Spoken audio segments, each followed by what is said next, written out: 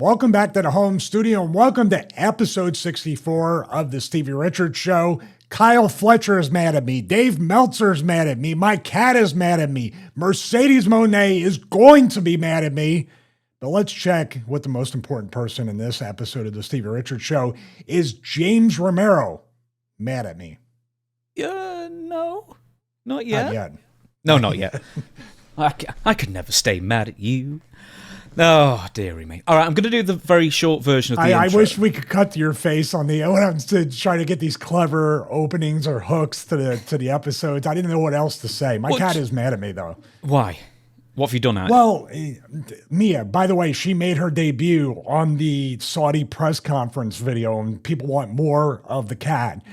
She gets me up between 2 to 2:30 a.m. to try to get me to feed her.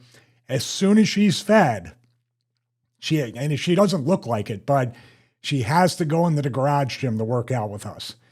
The second she's done eating, she's howling at the door, and we have it up on my fitness channel. She goes out there, rolls around, does nothing, kind of does like the old 4 sets, like leg press, leg curls, leg extensions, goes home. That's it. But yeah, she's mad at me. Is she going to need a TENS unit? Is she going to? No, but I might. You know, people with their old voodoo dolls out stabbing me in the lower back right now. I'm going to do the quick version of the intro, then I'm going to talk about why we're going to talk about everything today. Right, so Pro Wrestling Tees, the Stevie Richards Show. I finally, after 2 weeks, remembered to put a link in the description. So it's now in the description of every single video of the Stevie Richards Show from now going forward. So if you'd be so good to get yourself a BWO official t-shirt or the Stevie Richards Show t-shirt or any other merchandise that happens to be on there, please do. It all goes to supporting the show. Stevie Richards Fitness on YouTube. Could it just be Stevie Ritness? Stevie Ritness is pretty, yeah. That's too many syllables, too many words. Hey, by the way, I got to cut in and add to the intro. WWE and Saudi Arabia are mad at us too. So looking at the show notes. I'm sure they are. Stevie Richards is also on Cameo. The reason why he's one of the most requested and one of the most highly rated personalities, not just in wrestling, but in the entire Cameo platform, is because he gives you far more than your money's worth. I think I can say that with some confidence, not just in time, but in effort and research on you as well. And, of course, the Stevie Richards Show Patreon. God, I'm screwing up all day today. The Stevie Richards Show Patreon will be featuring this coming Monday Bob Holly and Stevie Richards on Velocity, the match so good that it saw Stevie Richards suspended from WWE for 7 months. What did we watch this week, in fact, the Monday just gone? Well, that's the Bob Holly, that's the beginning of the end match. That's what we call it around here. And being suspended makes me sound a lot cooler than I really am. I just didn't get called up for 7 months. The week before seems to be our most popular watch along to date, the week before this coming Monday, and that was Hulk Hogan versus Tenryu, where Hogan, he put on a wrestling clinic in that match. It was really well received by our Patreon members. Also, just before episode 64, I know everybody's going to be completely shocked, as James will be, but I'm reconfiguring the studio. I have brand new lights here, and I shared that with both the Thank You Brother and producer members this morning before we recorded the show. And James, I don't even believe you asked this rhetorical question when we got on Patreon. You're like, are you messing with the audio? Are you trying to EQ the audio? Silly you. Yeah, I did ask that. And I knew the answer, but I also knew you'd give me at least a 5-minute response. Only if you're doing a cameo. So, there we go. One more thing I'm plugging as well. I've finally launched. It's escaped anyway, WrestleMania Wrestling. I'm not going to keep on plugging it all the time because, well, I know how to build YouTube channels. I just kind of like them to do quite organically, really. But this is kind of the one mention. If I didn't mention it last week, I might have done actually. Who knows? WrestleMania Wrestling is now out. We've got 2 videos as of this time of recording. The first one is the worst people in wrestling history, part 1, and the second one was sort of one of my favourite subjects I ever came up with was pro wrestlers who were or went on to become convicted robbers. I actually found 11 wrestlers who were convicted robbers either before only 11 or during their careers as well. Once again, Nick Gage's is always going to be the funniest. Yeah, weren't fans the ones that saw him on the camera at the bank and said, I know that guy. That's Nick Gage. I watch him wrestle. Yes. Took him over a week to be arrested. But that's because, obviously, with all the money... Go watch WrestleMania if you want to know all of them, but I'll give you the comedy with the Nick Gage one. Is that all the money he took from the bank, him and his then girlfriend went to Atlantic City and then gambled it all. And then he was sat in the hotel and saw himself on the national news and thought, I better hand myself in. How long did he, how much time did he do? 5 years he was given. Oh, and I think he did 5 years as well, because I think he was given bail and then immediately broke his bail conditions and was sent back. Oh, man. That's too much. Too sad. I was going to say about the first video, a very interesting one. I mean, they're all interesting in kind of a very depressing way.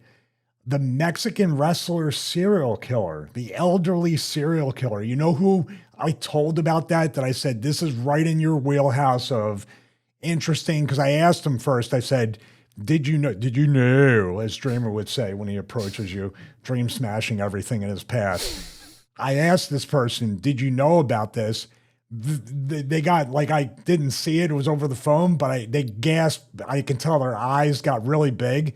No, I got to check it out. And I sent them the link. Oh, good. No.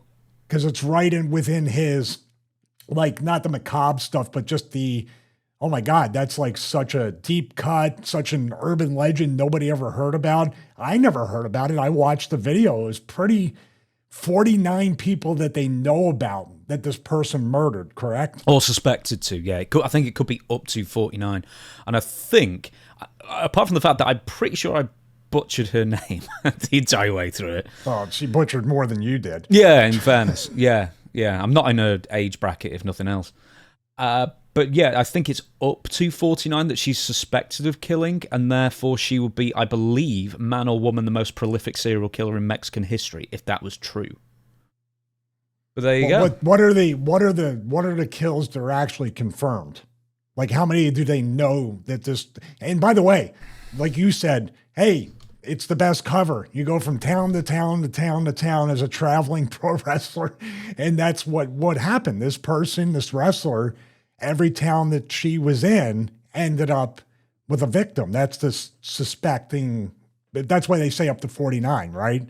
Because they were traveling all around. Yeah, she was known as the Little Old Lady Killer, sentenced to 759 years in prison for the killing of 16 elderly women. She's estimated or suspected of killing up to 42 to 48 people. So there you go.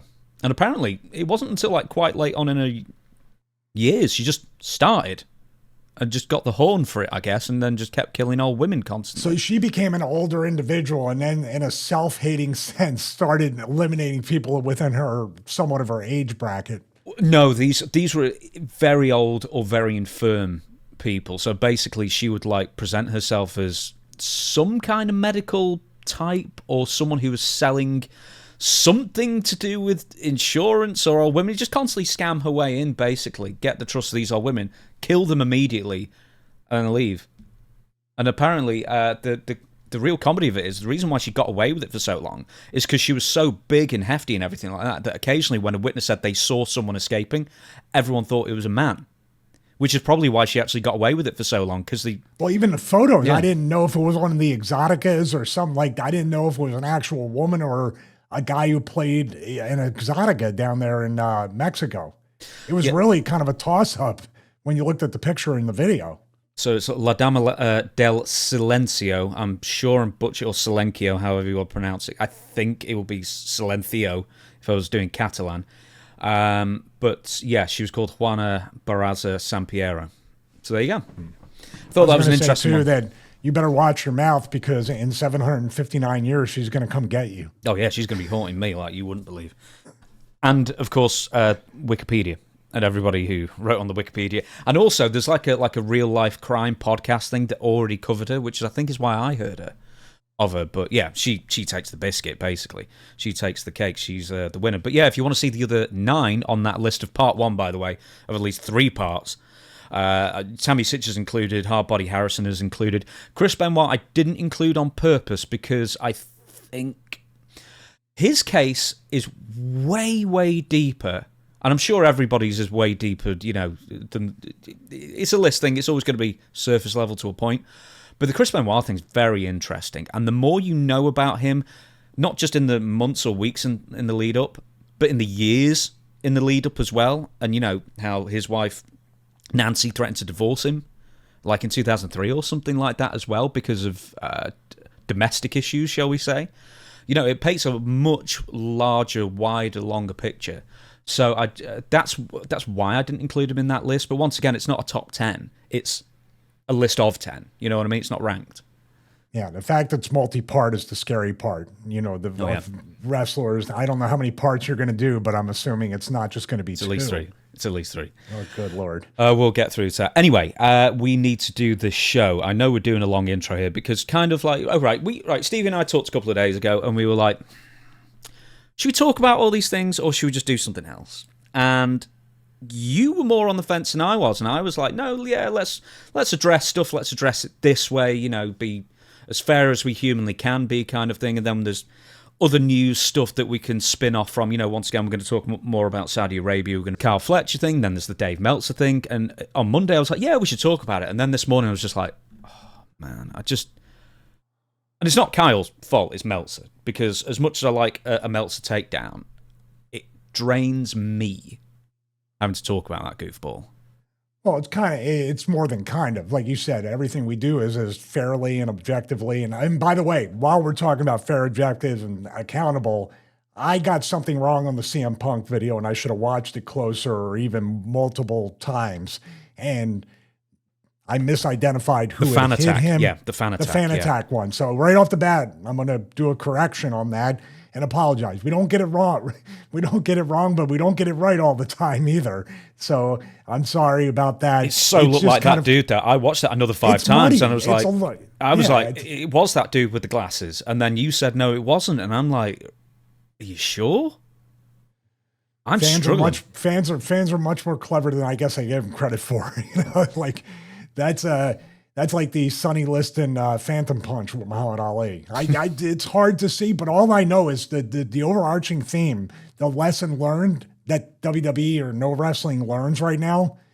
When you put somebody like a Jey Uso or a Seth Rollins or anybody right there on the steps and people start crowding, you just don't know what's going to happen. You can be a babyface and somebody loves the heels. You're in no man's land no matter what. And that's kind of where Punk was, where they were literally just mosh pitting him. So that's why you didn't really know. But I apologized. I got it wrong. And you were right, James. How many times you want me to say it? I was wrong. I'm still kind of wrong. No, I didn't know. We're both wrong. I don't even know if it happened at this point. Dude, I kept watching it. And I was like, I'm sure it's that bald guy with the glasses. Like, I watched it knowing that other people were saying it wasn't, and it still looked to me like it was. But there you go. I mean, if it wasn't, it wasn't. Oh, man, I already got a headache. I know. Anyway, right, we're going to save some of that stuff that's going to wind me up like you wouldn't believe. It'll wind me up more than Stevie, I'll guarantee it. But we're going to be talking about Saudi Arabia, WrestleMania 43. I did the worst video in the world on Friday. I was first out at poker. You were texting me to stop texting you. Because it was like 9 p.m. And I was like, dude, I'm out in poker. I'm first. It's a tournament. I ruined it.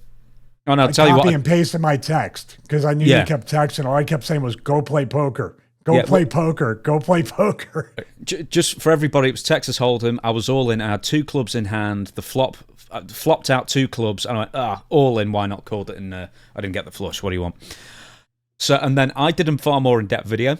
Then you did a in-depth video on Friday that did a lot of play. Over 100,000 people watched it. And apparently I was away doing British things, playing Texas Hold'em of all very things. British things. Of course. Yes.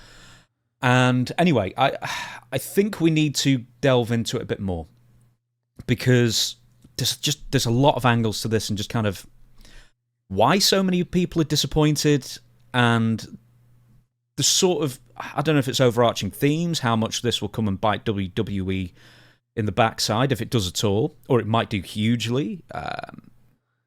And just a continuing theme of people starting to... WWE, TKO is baby-facing Vince McMahon. I think that is sort of where we're coming from at this point as well. But do you want to take it straight away. The press conference itself, filmed in front of press conference with no press.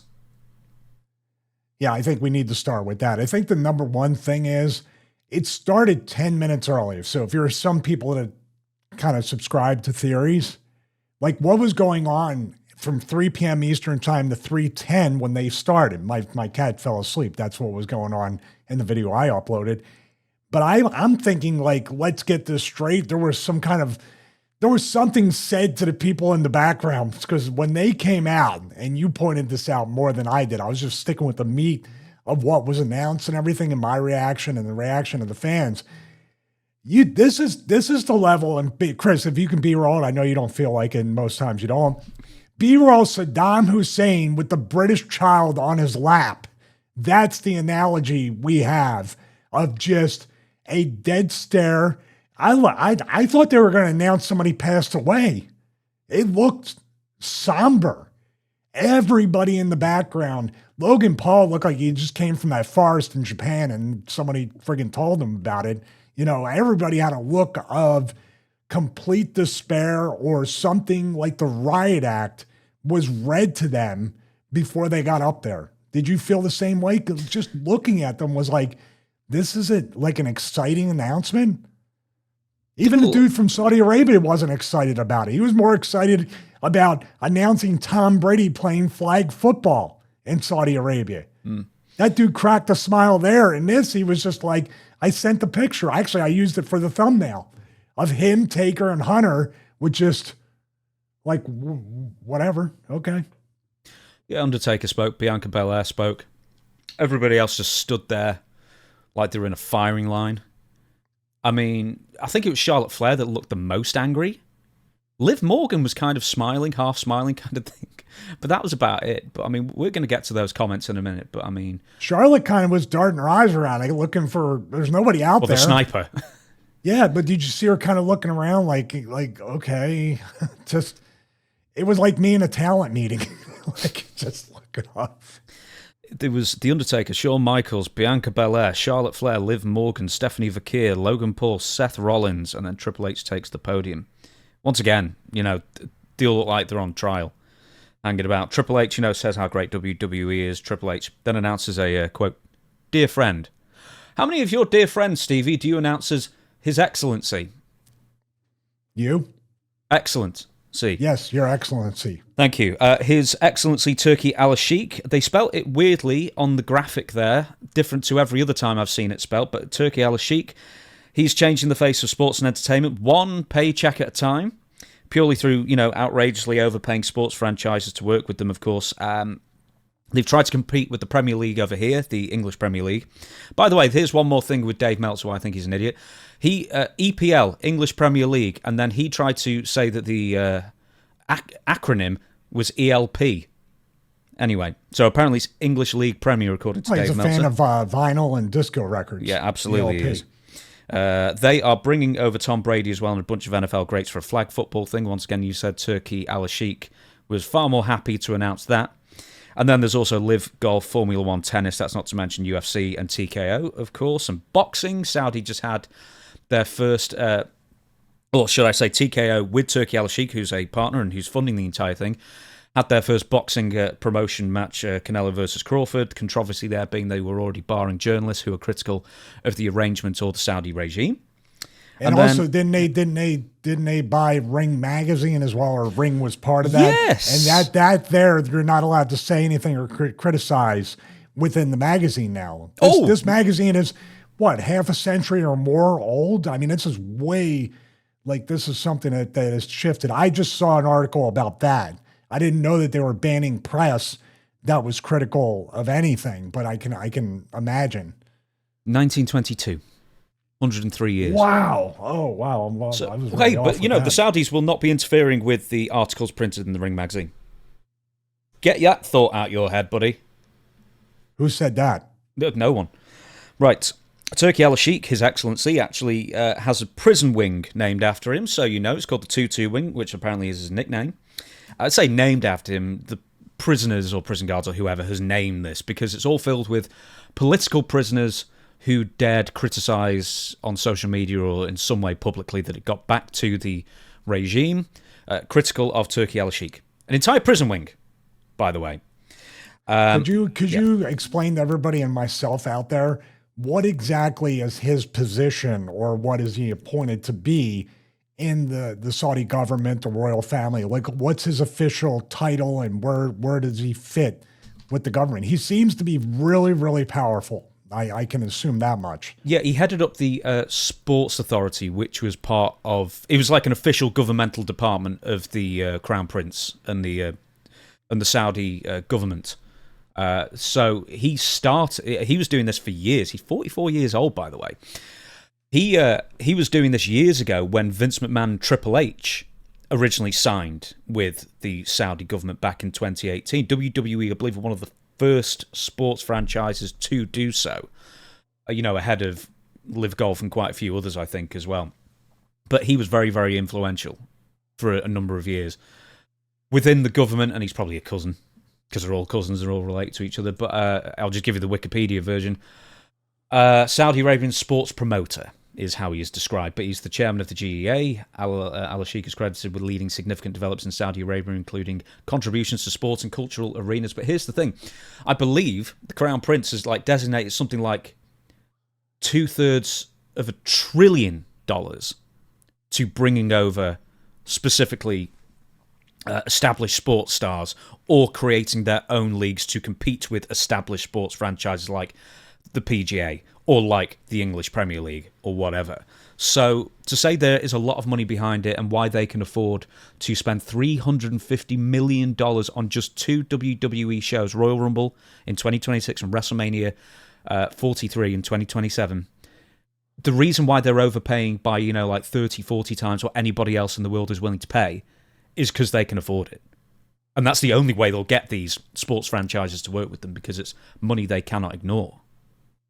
Well, what's the end game for them? Because obviously this is a PR strategy to look at Saudi Arabia in a different light, more westernized, I guess. That was the original vision, 2030 plan, and what they want to do. Also, they're building that huge multi-trillion-dollar, it's called The Line. Remember that city that's self-contained, self-sufficient, and that's behind schedule. They're spending an immense amount of money to try to kind of westernize on the surface, I would say, because there's a lot of deep stuff still going on under the surface that's still very much, I guess, a point of contention for why we're talking about this.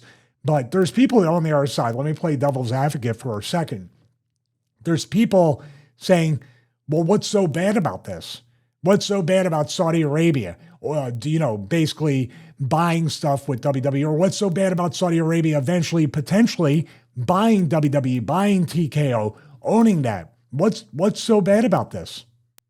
So the reason why Saudi Arabia is going on this campaign of trying to bring over sports and established sports stars from the Western world is one, get their version of propaganda out there. We're changing, we're accepting tourism, we want you over here, kind of thing, to increase their recognition on a global stage, which is very important to them, of course.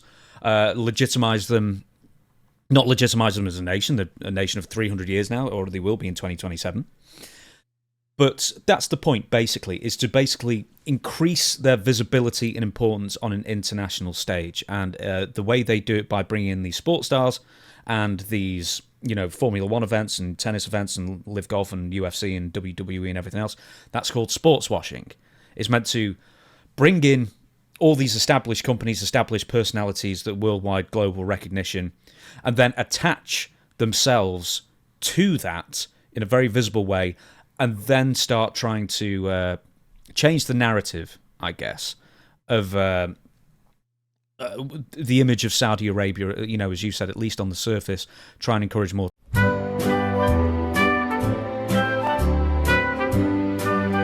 I had to cut something out there. That was a Freudian slip, if nothing else. Wow.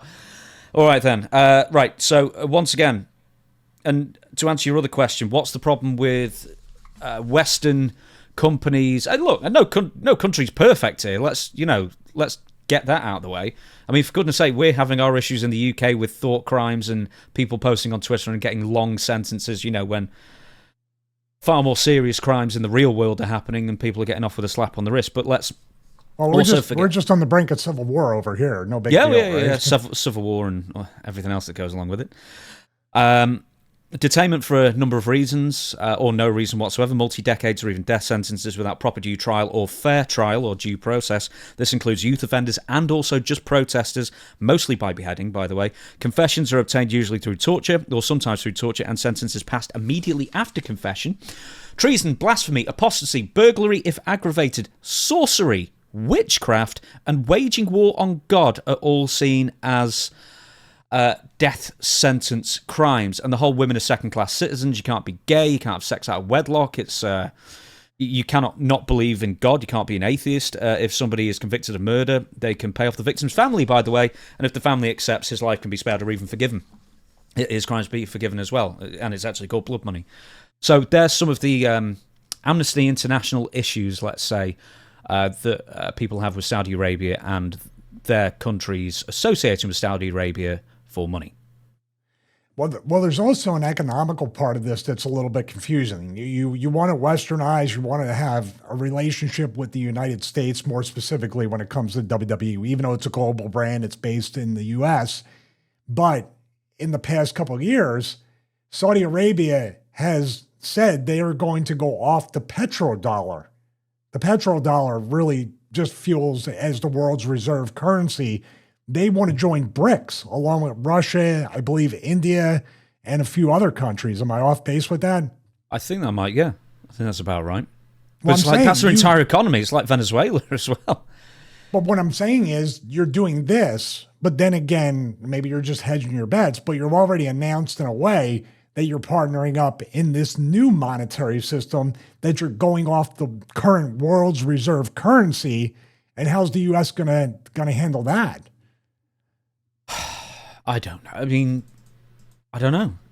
But they could be two totally different things, but they do, if you're talking about from an economic standpoint and this working relationship between, nobody seems to be getting along in the world. So I guess it's just whatever. I mean, or it's pro wrestling and everybody's friends in the background and acting like they're against each other on TV. We could go more about what Triple H was saying, but this is the bit that got me. Turkey sits down, and then the Undertaker sits next to him after Joe Tessitore directs him, and Joe says, because Turkey likes that. It's like, what? That's really weird. He really likes when the Undertaker sits next to him. Enjoy the show. The Undertaker, okay. The Undertaker's obviously not above taking Saudi Arabian money because he did that footballing thing, presenting a trophy with the whole Undertaker get-up. And the last time I think he's ever won the Undertaker get-up, by the way, was in as you would call, a soccer stadium, presenting a trophy with the whole lightning and the music and everything. Cristiano Ronaldo just goes, what is this? They kept cutting to his face. And also he's been seen there. He was kind of he was kind of selling it in a way where like he wasn't impressed by it, or he's just like, no, he was really impressed. I think he was more baffled than anything else. That's what I mean. Not like, oh my God, it's the Undertaker. It's like, oh my God, what is this? Yeah. Like what? Maybe he thought he was next. If Goldberg had come out, maybe he would have been next. Vince McMahon also, he's been seen with Saudi Arabia, cavorting with Turkey Al-Sheikh and all that kind of thing. So, but the thing is that the Undertaker then, with very little enthusiasm, talks about how wonderful the Saudi Arabian fans are. And this is not a knock on the fans, by the way, of Saudi Arabian wrestling. That's not a knock on them whatsoever. But it's like the Undertaker hadn't really thought about what he was going to say, and he was saying, oh, well, they're super passionate, and we listen to our audience. I mean, they listen to our audience if they've got $350 million to spend. Or the government does, or the country does, because they're not listening to London. They weren't listening to France. They weren't listening to Germany. They're not listening to Canada. They're not listening to the States or Australia or Japan. But they are listening to Saudi Arabia, man. So what do you I mean, the fans spoke about this part with Taker being there, Shawn being there. Hunter, of course, is now starting to become a villain because of this, with most of the fans who wanted that Triple H era so badly. Now it's turning into, you know, he lived long enough to become the villain. All three of them in a way. So Shawn's kind of got a little bit of a pass with this, but for some reason, Triple H, because he runs the company, but people are really focused on Taker and saying he's like the biggest sellout of all. And let's not forget, he can make as much money as he wants any way he wants. Doesn't affect, he has a family to feed and all that stuff. But I asked a question yesterday on Russo's show, by the way, with all three of these guys, how much money is enough? In a way, these guys have all made tens of millions of dollars, if not more. And at the same time, they're going to wrestle at WrestleMania 37, all three of them. Well, that's my prediction. 37, 43 maybe. 43. Well, you probably did wrestle at 37. They're getting back. They're getting back in the time machine. It's another 30. No, WrestleMania 43 inside, because they said they want to side. They want to get all the legends, correct?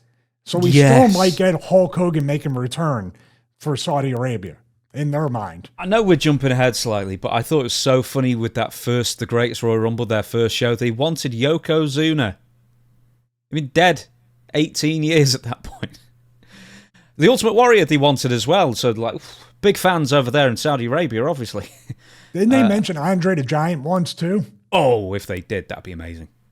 Yeah, I think they might have, but it doesn't matter. Yokozuna's still, they're all, even if it's just a month after, it's still kind of like you don't pay attention to what's going on or you just don't care. These are the names we remember. And that's funny too, because it kind of speaks to the current roster compared to the people they want. They'd rather have a Shawn Michaels, Undertaker, I'm sure Kane, they would want Kane in there. Triple H, even with all the medical issues, what if they say, we want you to wrestle? What's it going to, because it felt very much the entire thing, like you said, what happened before they went out there at 3:10 p.m. Eastern time that completely sucked all the enthusiasm. Like literally, it feels like something happened just before that. And they had no time to even just count to 10, take a breath, reset, and be excited. It felt like they were just thrown right out there and they couldn't hide any of that. It's weird. And if you work for WWE or if you're a part of Saudi Arabia government, how do you not notice that? How does that not like get you be like, well, we weren't happy with the way everybody looked up there. Okay, to play devil's advocate like you did before, The Undertaker and CM Punk and Triple H and whoever else you want to mention, you're right, they've all made tens of millions of dollars in their career. How much money is enough? But I sort of think at the same time they're probably saying, look, whether I'm on this show or I'm not on the show, or I'm promoting the show or I don't promote the show, it will go ahead. I might as well, like, I can't affect it one way or another, but the money that I make from that will go to my family and my family's family and generational wealth and that kind of thing. I see that thought process. I'm not saying it's right. I'm not even saying it's right or wrong, but I see that thought process. And it's one thing if you or I were offered $3 million to get in the ring and we'd be like, yep, because it would mean so much more to us than I guess the guys I just mentioned. But then once again, what's another 2 or 3 million to Triple H at this point? Well, I agree with that. If Taker, Shawn, or anybody else that's going to work this show is going to have multi-millions of dollars for multi-generational wealth, which all three of them, all the people involved, including Glenn, they all already have it. I get that. But at the same time, I'll talk about the physical part of this. Getting in the ring is always a huge risk, no matter what age you are. And we saw the Goldberg-Taker match from Saudi Arabia where Goldberg could have broken Taker's neck and he could have been out just like that. Done. It only takes a bad bump. It could take a back bump, a front bump. It doesn't have to be a big jackhammer brainbuster bump. It can just be something to where you're done. That's it. You're either done, you're crippled, or even worse. And to me, no amount of millions of dollars is worth that. Taker, Hunter, and Shawn already have paid the price multiple times over right now. And every time you see them walk or try to do anything, you notice that they paid their dues and paid the price. But that one more match thing, I'd rather you go one match too early and stop than one match too late. Bianca Belair then talks about how amazing it is to be a part of the Saudi shows, and apparently Saudi Arabia famous for being governed under Sharia law. And once again, this goes for all countries under Sharia law. It's not just Saudi Arabia. It's an amazing place for women. Having to wear the full burkinis, and up until like a couple of years ago, I think they had to wrestle very basically, like they were told like technical stuff, nothing else. So just because they're women, you, one, can't dress how you dress, and two, you can't wrestle how you wrestle. But then she basically, where am I here?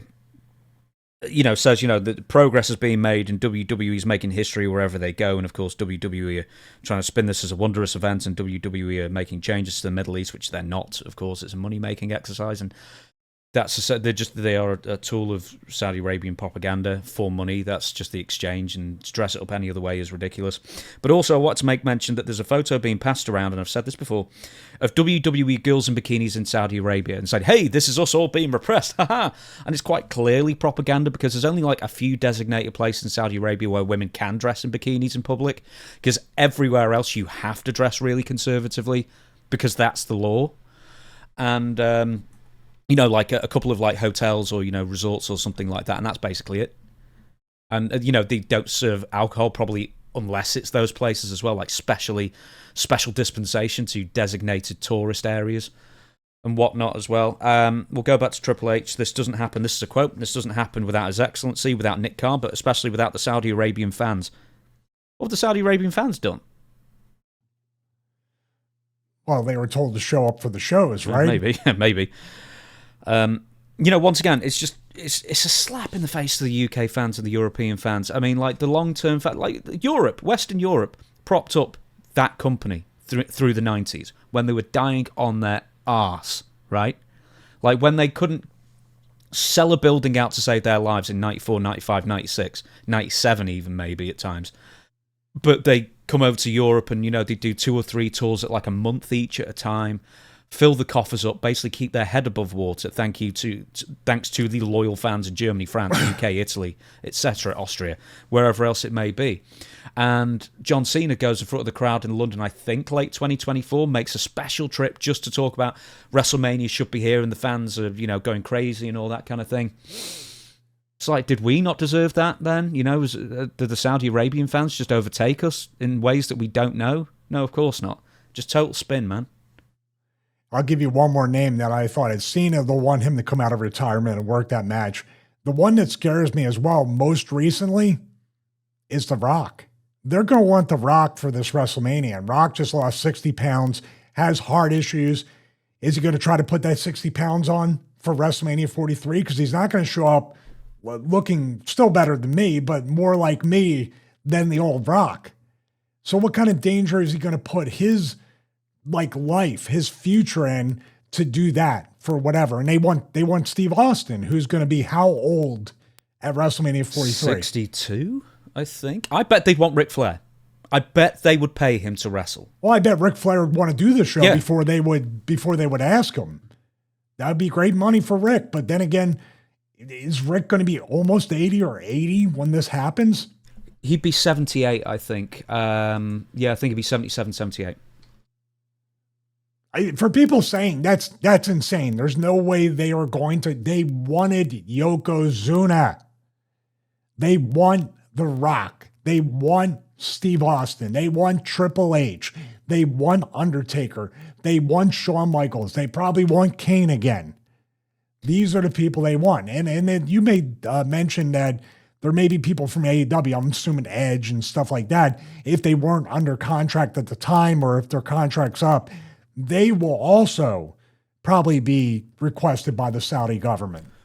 It's going to turn into Legends of Wrestling. That pay-per-view in 99 where everyone was totally out of shape and couldn't do anything. And I'll tell you what. Was that the Jake Roberts interview? Oh, yeah. Oh, get Jake Roberts in. Why not?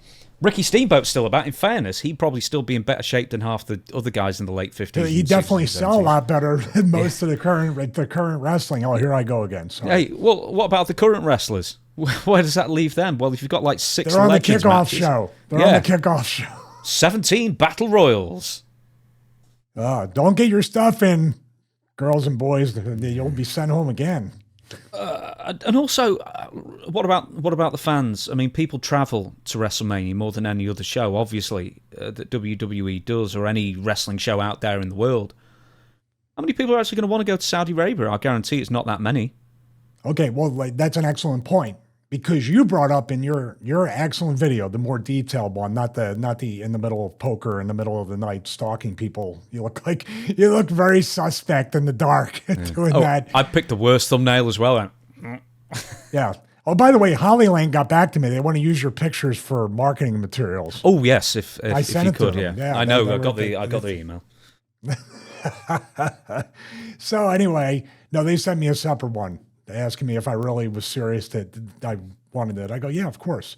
So with that being said, I think one of the biggest points you made in that video, the more detailed one from the studio, was the fact about the Saudi Arabian government monitoring people's posts, social media, opinions, what they say. That's not just exclusive to people, citizens there, wrestlers, the promotion.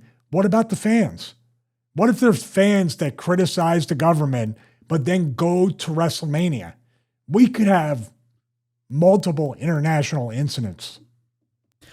I think they wouldn't with fans going there because, once again, it'd be highly publicised and they don't want that kind of publicity, but they have done that. They do monitor their citizens, not just in the country, but outside the country as well.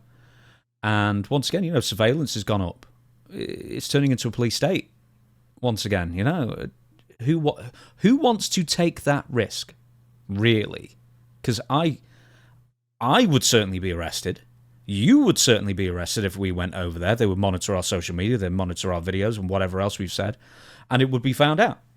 And then we'd be arrested and thrown in prison for 30 years. So I'd guarantee you that would be what happened. During WrestleMania weekend, I figure it would be a bit more relaxed, but in the same way that they stopped hanging people from cranes around WWE pay-per-view time in the vicinity because, it's bad optics. Or certain people will get thrown off roofs. Yes. What I'm saying with that is we say, oh, they're going to relax it then, or we're going to, but let's not forget. I think the biggest point or the biggest happening that everybody seems to forget was when those talents were literally held captive for how many days. They were held on the tarmac. They had to go back to the room. And this is what Brody Lee, I think, he was like, I'm done after this. And there was a few people that knew him, and rest in peace, that when he had come back, he was like, I'm done with that. I'm done with this company. And rightfully so. They were, what is it? They're literally being held captive based off of Vince and the Saudis fighting over money, and Vince pulled the plug on the pay-per-view. Is that true? Something like that, I don't know. Hey, Vince wasn't there, Him and a few of the other WWE dignitaries got on the private jet and FO'd, man. But that's what I mean. Like, back then, he's not innocent either. For everybody saying Vince is the babyface. No, he signed the deal. But what I'm saying is, isn't that something where the wrestlers could have sued or you wouldn't want to work for a guy? I said this at the time. There's no way I could even work for that company after being left in a foreign country, not knowing if I'm going to prison for 30 years, if I'm going to live, I'm going to die, what's going to happen? What a completely cowardly thing to do. And you took all your top 10 with you, and everybody else was disposable human beings. Let's call it what it is. Right, we're going to. I'm going to just sort of race through the rest of this because we've got so much else we want to talk about. So once again, $350 million. New Orleans doesn't get a WrestleMania again. So there you go. They didn't pay enough, obviously. Or they didn't overpay enough. I'm just having a look at the other notes before we sort of move on.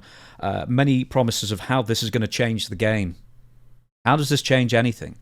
Doesn't. You just took this the payoff. This is all corporate speak. This is flywheel and synergy and all that other stuff. It means nothing.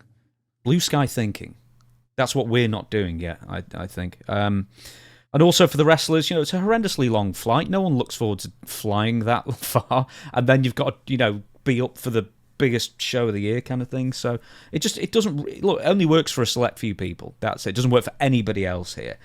AAA when worlds collide in Las Vegas, that announcement was made in the arena and the fans booed and chanted "You sold out." The YouTube live stream, they had to shut down because people kept writing "You sold out, you sold out, you sold out." When I was looking at it, there was nothing else but those three words for like quite a few seconds, and it was crazy. And then the video they re-uploaded when they obviously got rid of the many minutes of dead air that shouldn't have really existed. Every single comment is searingly negative. Once again, they didn't invite any press there because they knew that all they had was corporate speak to try and dress it up to be something it wasn't. Okay, just very, very quickly, is this all... Oh, once again, I'm sorry, there's one more thing. AEW, should AEW run against WrestleMania in 2027? Do you see that as a good idea or a kind of a terrible idea because WrestleMania is generally too important in fans' minds to not watch it?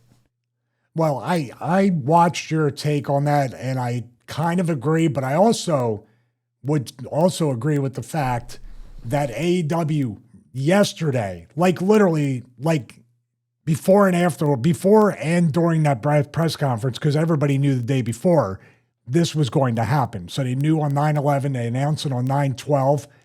Tony Khan and AEW should have already been putting out saying, we're the affordable alternative. We are, for families and all this stuff. And obviously the product and Moxley and things like that don't really jive with that kind of statement. But now's the time to be the alternative. Now, this is leading up to WrestleMania 43. I was going to say 37 again. WrestleMania 43. They need to build up an anti-WWE and anti-TKO identity, the anti-TKO promotion, and try to do that to stand out. Now, as far as that particular weekend, that particular night, you're right. Most casual fans, whether they're checked out for 20 years or the morbid curiosity to see what the show looks like, how bad it's going to be. There's not been outside of the recent, was that Night of Champions, the most recent one? Yeah, in like June or that was a good show, but everyone after that was like a C-level house show type, like as far as performance. And consequence. There was no consequences to the show, yeah. Well, when you turn around too, and you have WWE Royal Rumble, and then Saudi comes around and says the greatest Royal Rumble ever, it's separate. You now dilute the meaning of the Royal Rumble. I wouldn't be surprised if they called this the greatest WrestleMania of all time, or something to where they need to make Saudi Arabia look like this is the best WrestleMania here. Guess what? I already tell you it's not going to be the best WrestleMania. It's not even going to be the best WWE pay-per-view. So that just tacked another 20 years onto our sentence, by the way. But I think going back to AEW, they need to strike. There's nothing about WrestleMania. Right now, you have enough ammunition against TKO. Let's not even call it WWE. Enough ammunition to just do it differently. Whatever they do the exact opposite. Do the George Costanza. Do the exact opposite. And that's what I did during my career. That's what we do on the show. We try to take the opposite approach with production, presentation, organization, and just everything we can on the show. AEW has the best opportunity since the day it was created, that first show, to make their stamp in the wrestling business and make people want to watch. Because nobody right now wants to invest a dime in WWE unless you are the biggest WWE fan that cannot. You're a green shirt guy. That's the only person that will not waver in buying for WWE. Very quickly, I know we've talked about it before, but sort of very quickly because we've got so much else we need to do. Will TKO sell to Saudi Arabia? Yes. What year? What year? Man, people are saying there's no way it can be done that quick. I just have this weird feeling they're either going to, by 2030 for sure, because that's their goal is 2030 for this whole thing.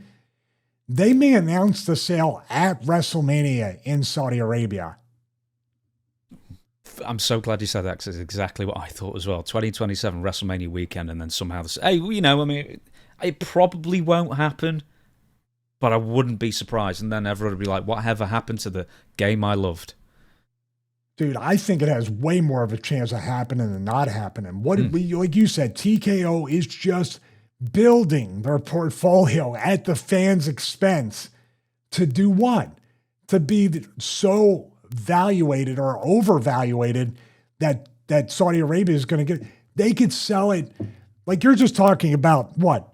How much? Almost $1 trillion putting for all these sports and everything, $350 million for 2 shows with WWE. You don't think they're going to throw $100 billion at TKO and say, here, because that's their propaganda. Like you said, that's their PR to show that we're just like everybody else. We're big sports fans. I'm surprised the NFL hasn't started going over there. That's going to happen eventually too. Oh, yeah. Super Bowl will be going over there sooner or later, I'm sure. Yep, I bet you.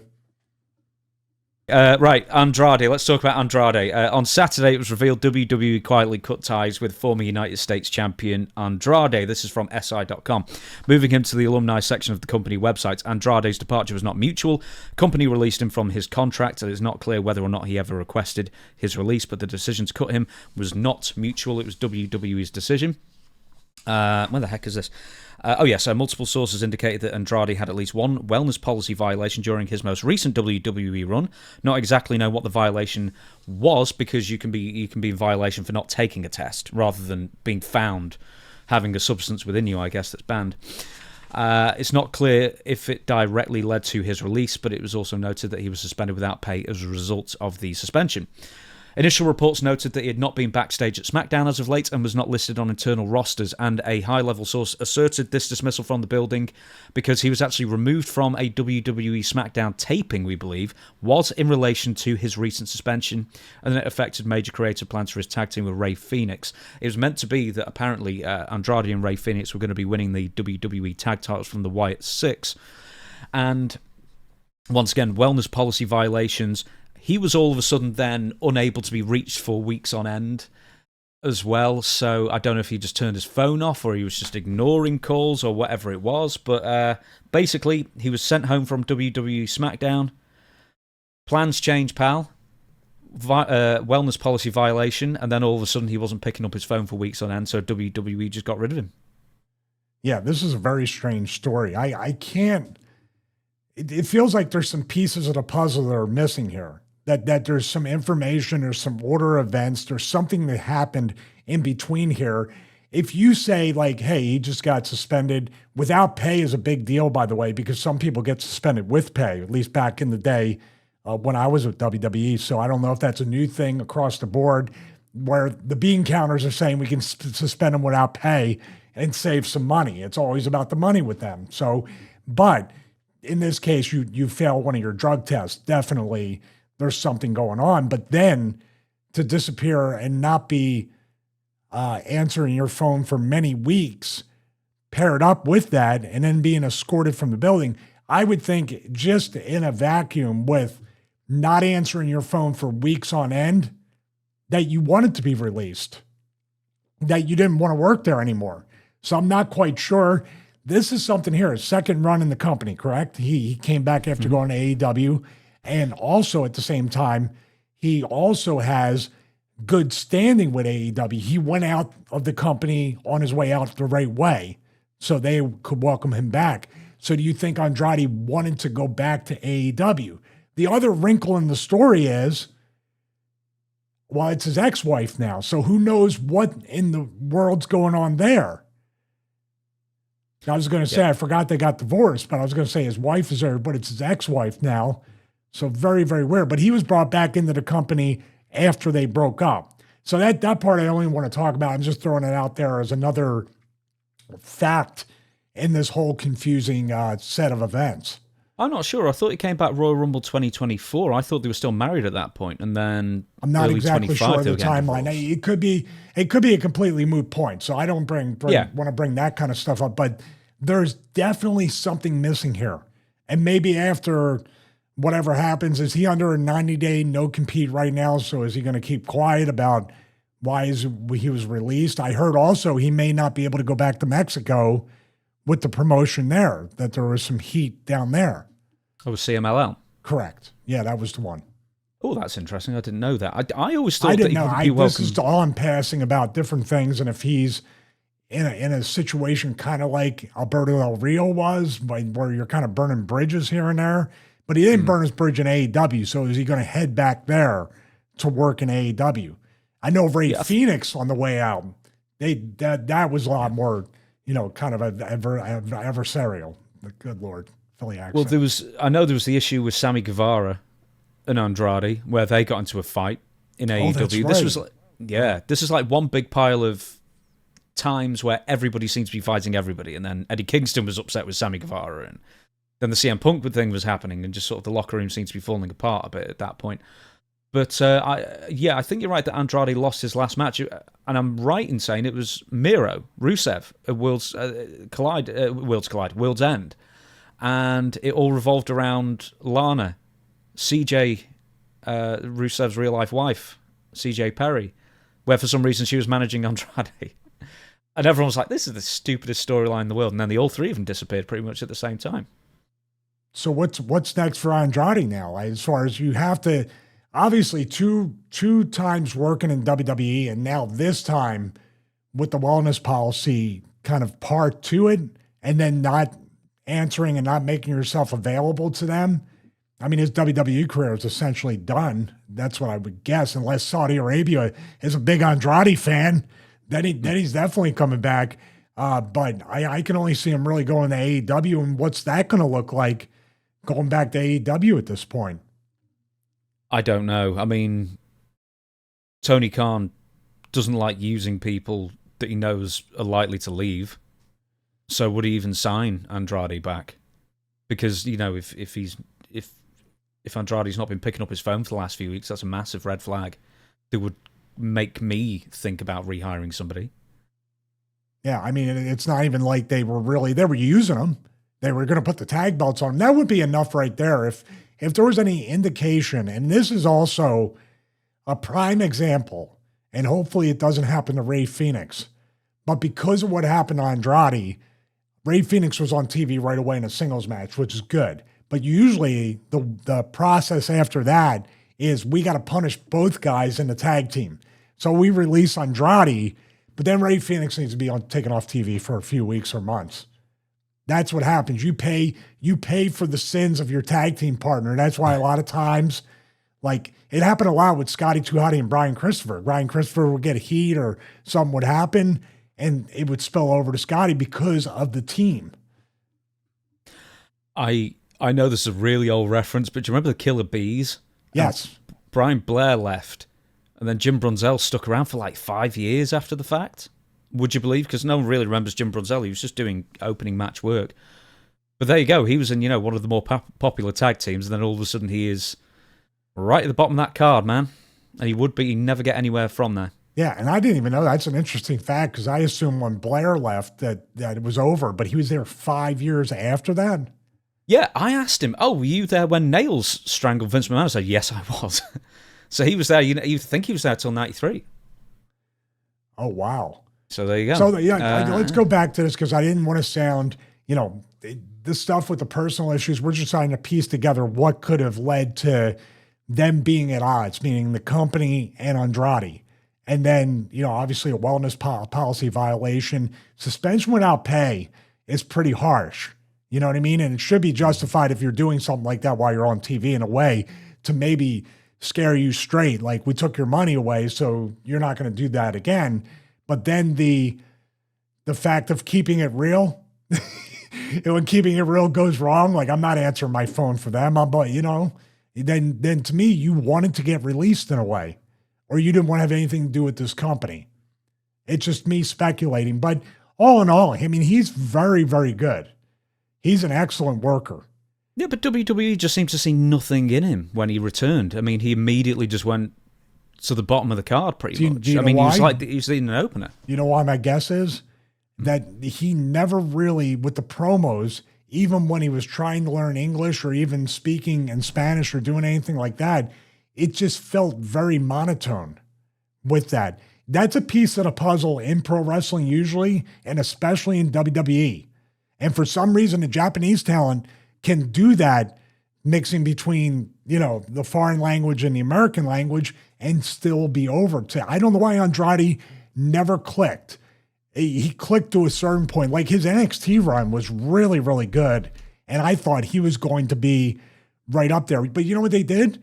They also just kind of made him, wasn't he another version of Alberto Del Rio, kind of like the $1 Million Man, JBL kind of gimmick?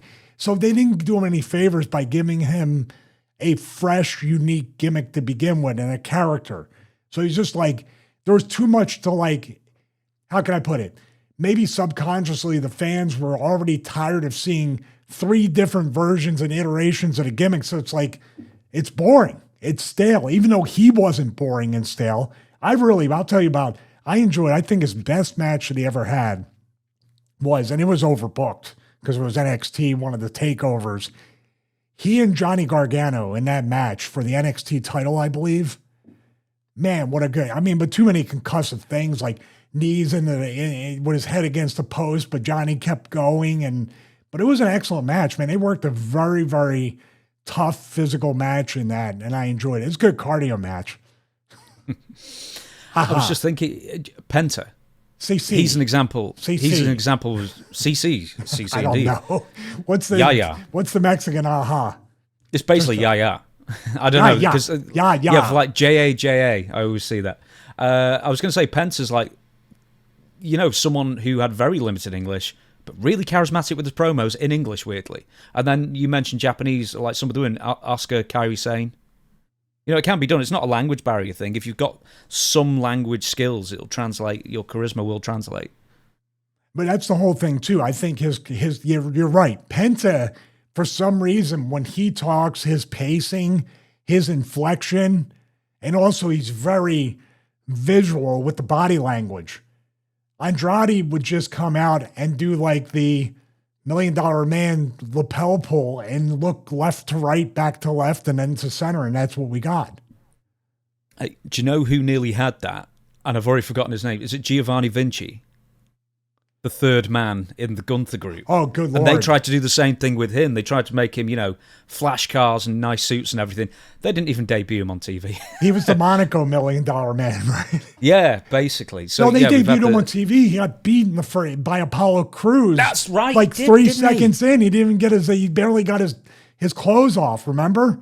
Oh my God. Yeah, well, no, I didn't. That's the thing. That was the only match he had that I remembered, was his debut, lost to Apollo Crews, that they weren't doing anything with. That's criminal, by the way. His gimmick with the foreign gimmick with the axe, that was good heat. And he had the big guy who was in Raw Underground. That was awesome. Then he did the Real Me promo and it was all over. This is the real me. You know me.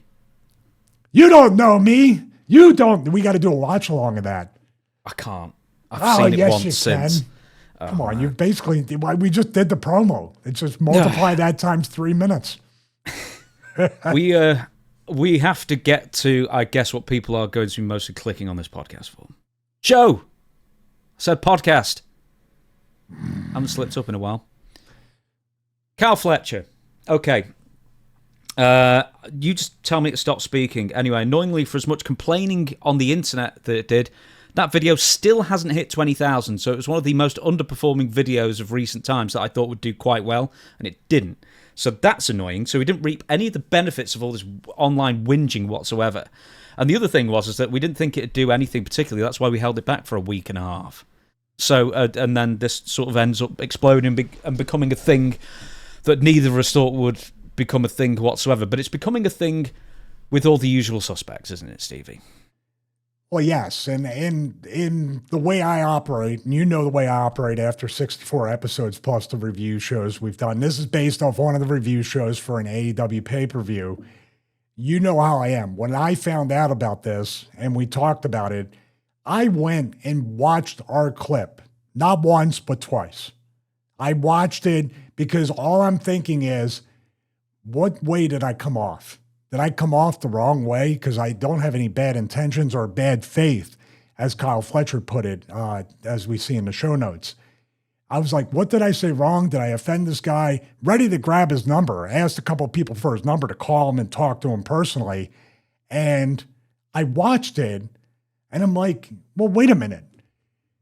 First and foremost, we may have talked about Kyle maybe 2 minutes out of the almost 8-minute clip, like off and on. And 90 to 95% of that is, this kid is going to be a star. This kid has it. You said he has a great physique. He has a great look. I talked about the moment on top of the cage, one of the most memorable moments that I've seen, with him and Will Ospreay at the top of the cage doing a stare down. And every single time I mentioned Kyle in that particular match, which was second on the pay-per-view, it was booking related. It was creativity related or creative related. It was psychology related. Yes. There's no such thing as a perfect match, by the way. There's no such thing as a perfect wrestler. There's no such thing as a perfect show or podcast, as you put it, James, you son of a. But we can all improve. So when I do these kinds of things, all I want is the best. And Kyle, if it motivates you, like I said, for PJ and anybody else, if it motivates you to make me look like an idiot, make me look completely wrong, and you make millions upon millions of dollars, and you're a much bigger star, some people claim you're already a bigger star than I could ever hope to be. We're going to address that, how should I say, that perception is reality type thing that wrestling most of the time gets wrong.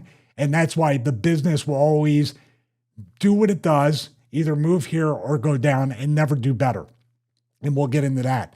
But if you got offended by it, Kyle, that's fine. If you took it personally, that's fine, because that's awesome. Because you put your whole life into this, you put your body on the line, you put everything you can into becoming the best professional wrestler that you can be. And when somebody points something out and you take it personally and it's bulletin board material, that's good. You should take it personally. It's a very emotional business where you give up parts of your life. Maybe you have a family, maybe you have a girlfriend, maybe you have kids, maybe you have cats or dogs or whatever, and you leave to travel to do this and ply your craft to make memories and moments for fans. What I'm pointing out by critiquing the match was you need to basically be that star that you're capable of being. Now, as far as the match, I said it didn't need to be a 50-50 book match. I said this was a get-over match for Kyle Fletcher. So I was on your side with the match. And as a matter of fact, the other dude hulked up and he just beat him with a move. So he didn't do himself any favors either. So, in these WrestleMania kickouts on the second match of a show, I'm going to do a dedicated video about the psychology of a wrestling show, of a wrestling card, of a pay-per-view, in my opinion, the way it should go. Because there's psychology for a match, but there's also psychology for a show. My intentions are never in bad faith. If you took it that way, I apologize. All I want to do is put stuff out there, and hopefully workers, which there's been many, I only want them to be better. I only want them to make more money than I could ever dreamed of. I want them to have longer careers than I was blessed to have. So that's the faith, or the kind of faith I have when I present these kinds of things. You say bad faith there, and I think it's quote-unquote bad faith, the kind of people who also say, I'm offended by... Well, you're kind of taking the angle to choose to be offended. You ignored all the compliments, and, for what it's worth, I said the same thing. For what it's worth. I'm sure it's worth absolutely nothing. And by the way, we don't use buzzwords. I used words that are completely relevant to your job, to the business, to everything. They weren't buzzwords. They were just words that identify what these matches, business, everything should really adhere to. We'll get to Kyle's quotes, and he misquotes you, actually, in what he said as well. We'll get to that in a minute. But it's the kind of people, once again, to say, people who say, well, this is a bad faith quote. It's because you're offended by the quote. And the reason you're offended is because I guess you heard what you wanted to hear and got upset by it. But the fact is that, once again, if you watch the video for the there's something that I'm going to challenge you on with the video as well. And I already said this before we recorded as well, that I would take issue. I wouldn't take issue with you, but I'd counteract or play devil's advocate for you with. But once again, you cherry pick what to be upset by. And the thing is that, I get that everybody has an ego. If somebody said to me, and it's always in the way you say it as well, I'm not saying you, I'm saying, if anyone receives news that they don't want to hear kind of thing, it's the way it's presented as well. But I thought it was a mostly very fair way that you talked about it. But the problem with the match, and this is back to Forbidden Door 2025 in London, I think apart from the women's four-way, you said it was basically the worst match on the show, and it wasn't because of the performance. It was not because of Kyle's performance. It was because of the psychology, or the poor psychology of the match, because of the match placement and the opponent. That wasn't a knock against Kyle, other than whoever put the match together, it made no sense for the match to be like that, considering it was second on the show with WrestleMania kickouts, Hulk Cups, and everything else, when it should have been. And here's the other thing, it's Forbidden Door. There's always going to be these politics. You know, it's if you you're talking about multiple promotions that are trying to keep their guys over. That's why I said I can't imagine what it's like with all these different companies. Yeah, my issue, and I think I repeated this throughout the video, was with the booking, the company, not Kyle. So basically, and once again, we're going to use the word bad faith because Kyle said that word. I'm sure Dave Meltzer said the word as well. And we're going to get on Dave Meltzer after this. It will be my pleasure to get on this with Dave Meltzer. The comments weren't made in bad faith. The comments weren't made to get clicks, because obviously the video didn't get clicks. We generally do a lot better with our videos than that. If we wanted to get clicks, right, we talk about nothing but Travis Scott and who are the nicest guys in WWE ranked. That's what we would talk about every week if it was all about the clicks, which obviously, we want as many views as possible. But also we keep the topics very varied. And also, specifically, this was an AEW pay-per-view review show. What do you want us to do, not talk about it? Well, I mean, if that's what they want, but I'm not going to point out, I'm not going to self-censor myself, even though I've censored plenty of people in the past with the buzz cut and the white shirt and tie. But at the same time, yeah, all I want to do is put it out there to make people better. And if I'm wrong, I'm wrong. I was wrong about the Punk attack thing. And what's the first thing, it bothered me all week since that time. That's where we take accountability to like a high level. I watched my own clip twice to look and see, could this be taken wrong? Was this inflection wrong? Did I just get in like a funny little thing or try to be cute? Well, no, I didn't. And as a matter of fact, all I kept saying about this kid was, he's going to be a star. And if you are offended by the fact that I said you're going to be a star and you're not a star yet, you're on the second match of the pay-per-view as a champion. Go talk to Tony Khan. You deserve a better spot on the show. Well, he's getting a better spot on the show. In fact, he's main eventing AEW All Out against Adam Page. I'd eat my hat if he won. But, he's sort of gone from second, which kind of doesn't make any sense really either, actually. Now you think about that. Well, they did a little disservice to him there to have him jump from that to the main event without a storyline to maximize so people can invest emotionally in his character. Well, he has been doing more promos. And listen, more compliments for Kyle Fletcher. Apart from the fact that he looks great, he moves great, he's still really young. He shaved that stupid haircut off, and it's actually done him a favour, I think. I was a bit dubious at first when someone shaves their head. Always annoys me when someone shaves their head and they've still got a good head of hair. What a waste. It's like Ariel Helwani, really pisses me off when he does that. Anyway, that being said, once again, his promo game's really improved as well, and that's something that I'm sure can be attributed partly to Don Callis as well. We'll get on Don Callis in a minute, briefly. Anyway. But once again, like, your criticism of the match can be attributed not just to Kyle. It can be attributed to pretty much anybody on the AEW roster. It can be attributed to pretty much anybody on the WWE roster. Wrestling in 2025 is this now. It's a bunch of 50-50 matches with 50-50 booking and nowhere near as much card overview of card psychology that you at some point will make a video in the future. So once again, this isn't a Kyle-centric specific criticism. Just so happened you were talking about Kyle in that clip. This can be applied to pretty much anybody in this day and age.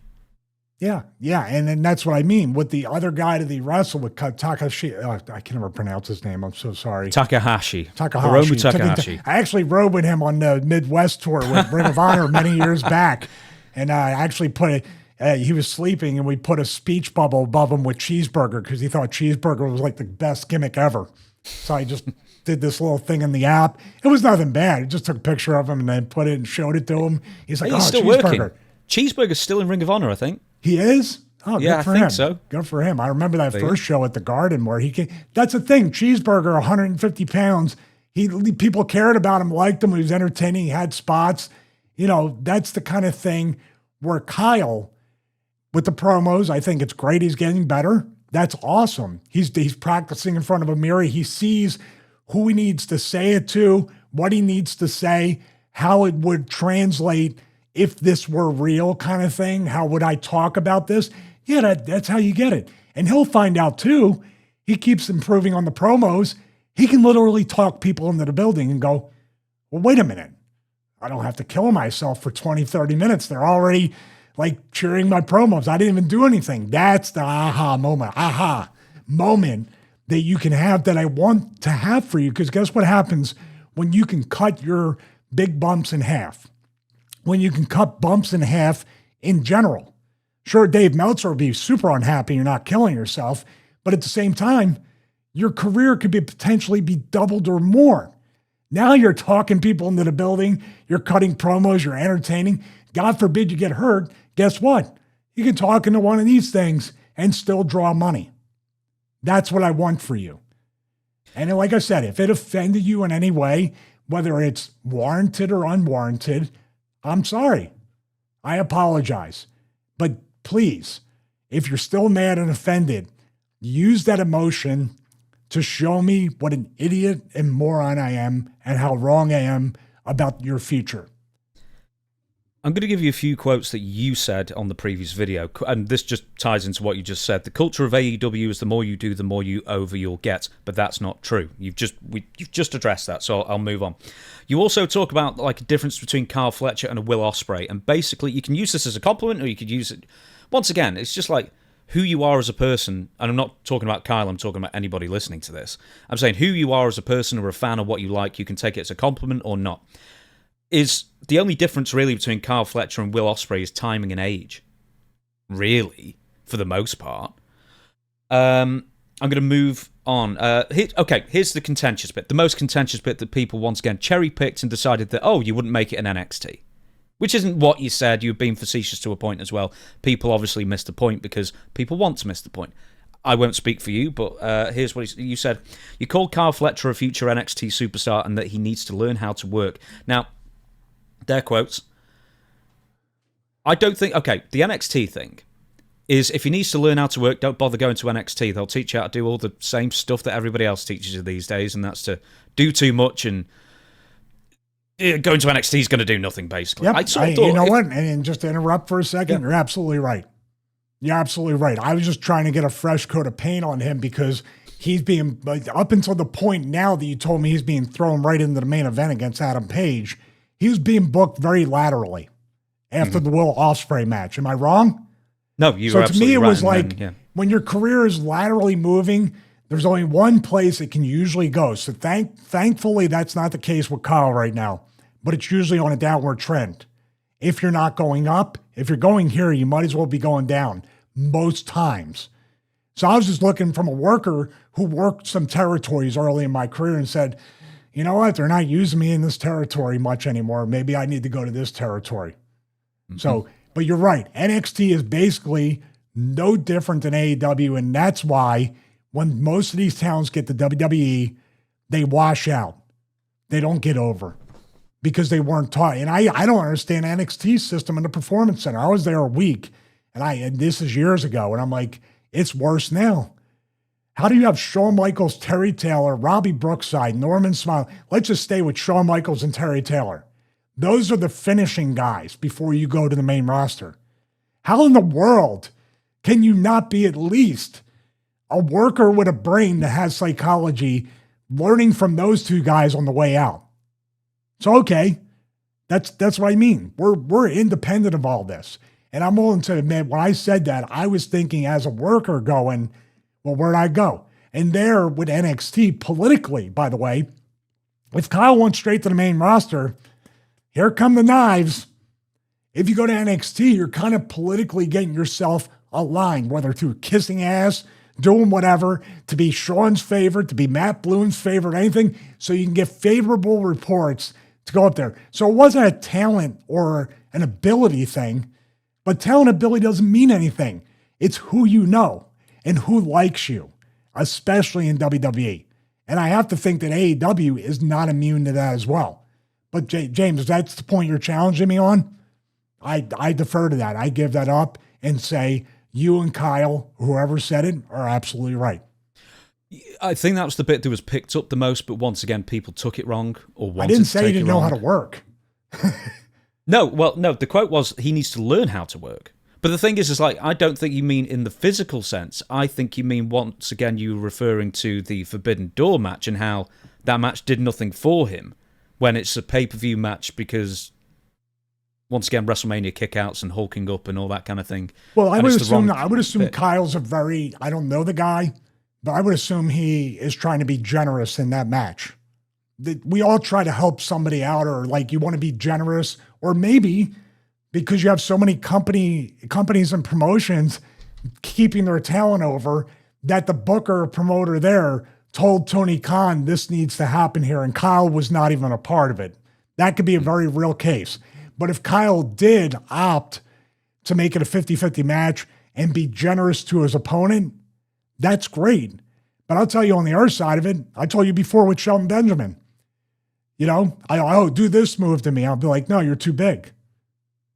As a worker, if you were in the ring with me, Kyle Fletcher, and you were like, hey, Stevie, do this particular thing to me, then do this, and that, I'll be like, dude, you're the champion. It's second match. Everybody knows you're going over. Nobody thinks I have a chance in anything of going over. I'll put up a fight. I'll make a bit of a comeback, but it's got to be minimum 70-30, if not more towards you. That's me as a worker on a pay-per-view trying to say, this is where we're at. This is who you are right now in the company's eyes. This is who I am. This is the way I feel like the match should go. So I don't really think, this is my opinion, then I'm going to drop in a quote of yours, is that anybody would benefit more from the AEW roster than the phrase less is more. There's a lot of people who benefit from that, of course. But anyway, here's what you said. Quote, what Kyle Fletcher needs is someone to coach him hard, not in a mean way, but say, why did you do that?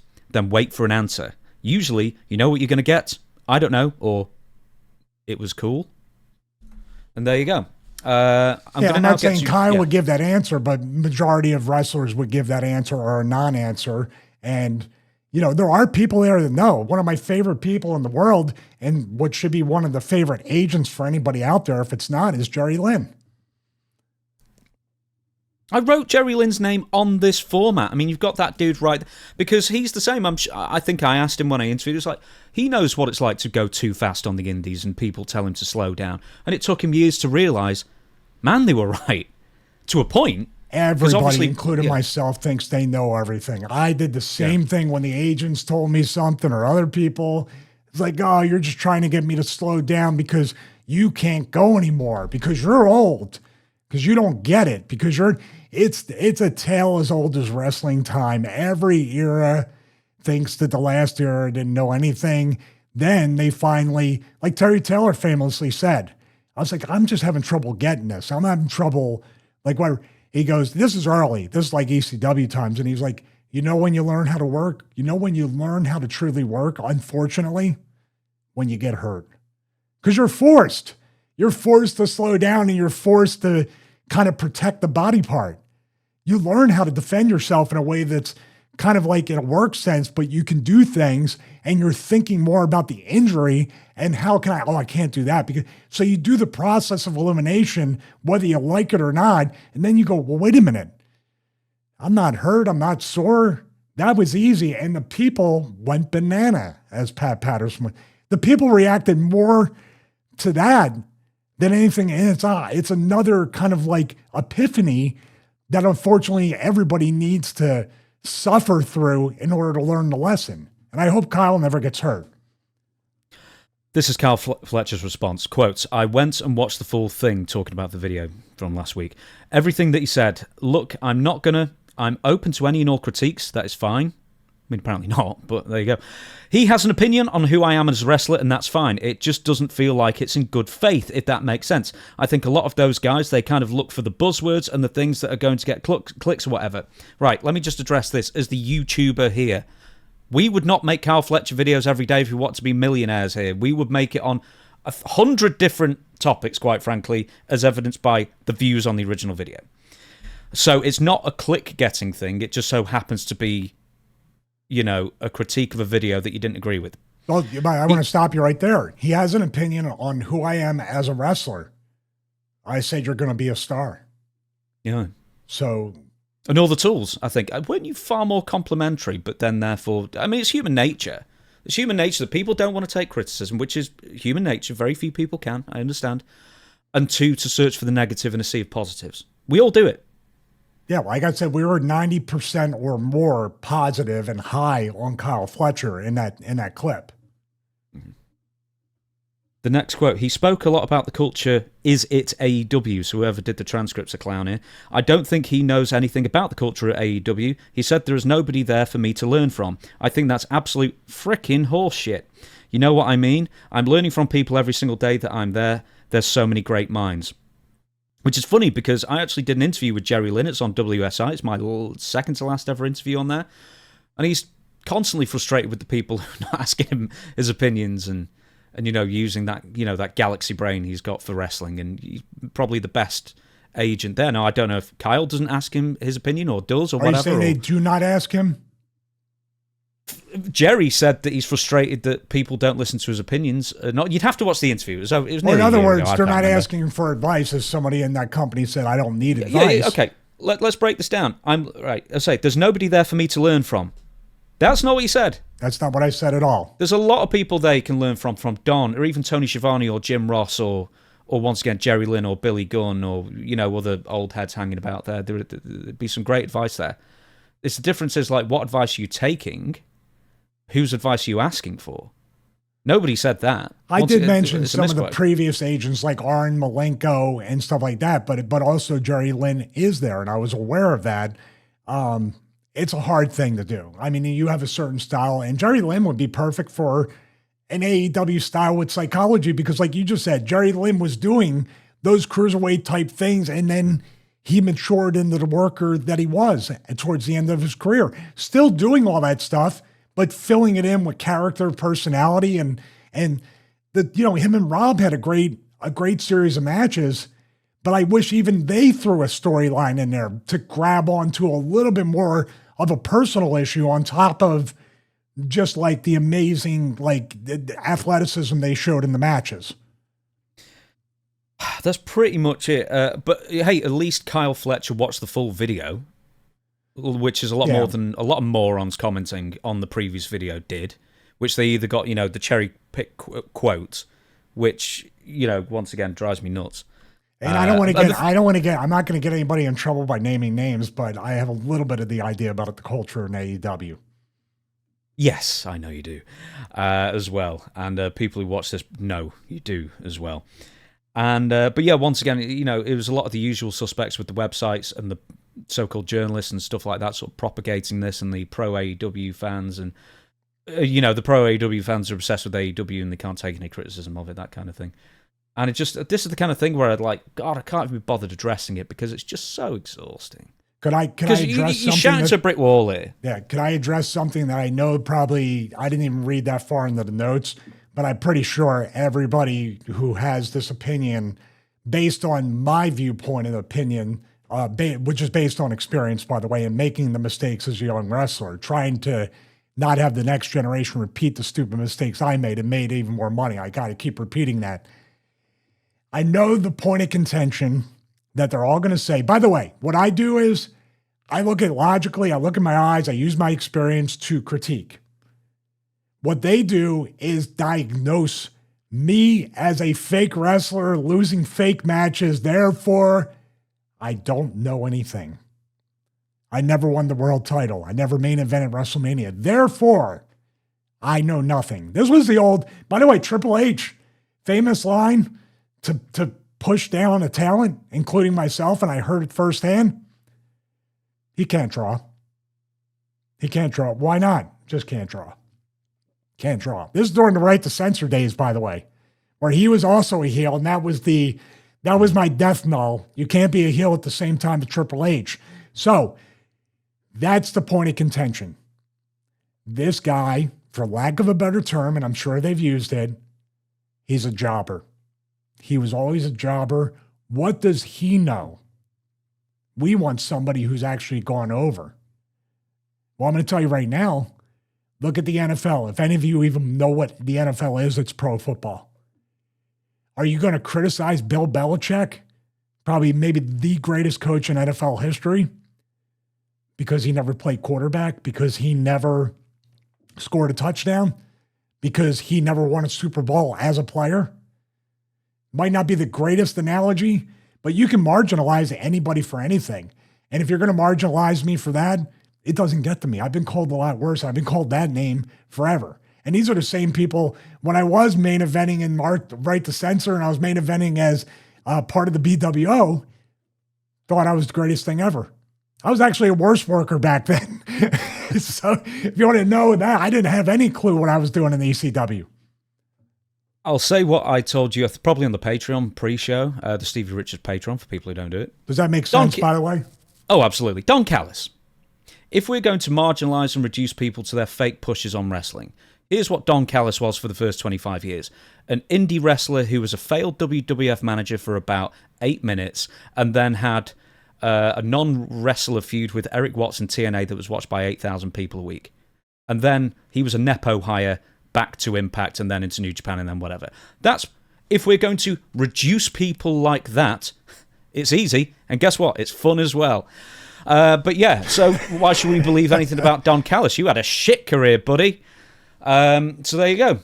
It's easy. And the thing is, anybody, once again, anybody with a brain who can see past all the cherry pick quotes and missing the point of all this can see, I guess, what you were getting at, the fact that you were mostly complimenting Kyle Fletcher, but there is room for improvement.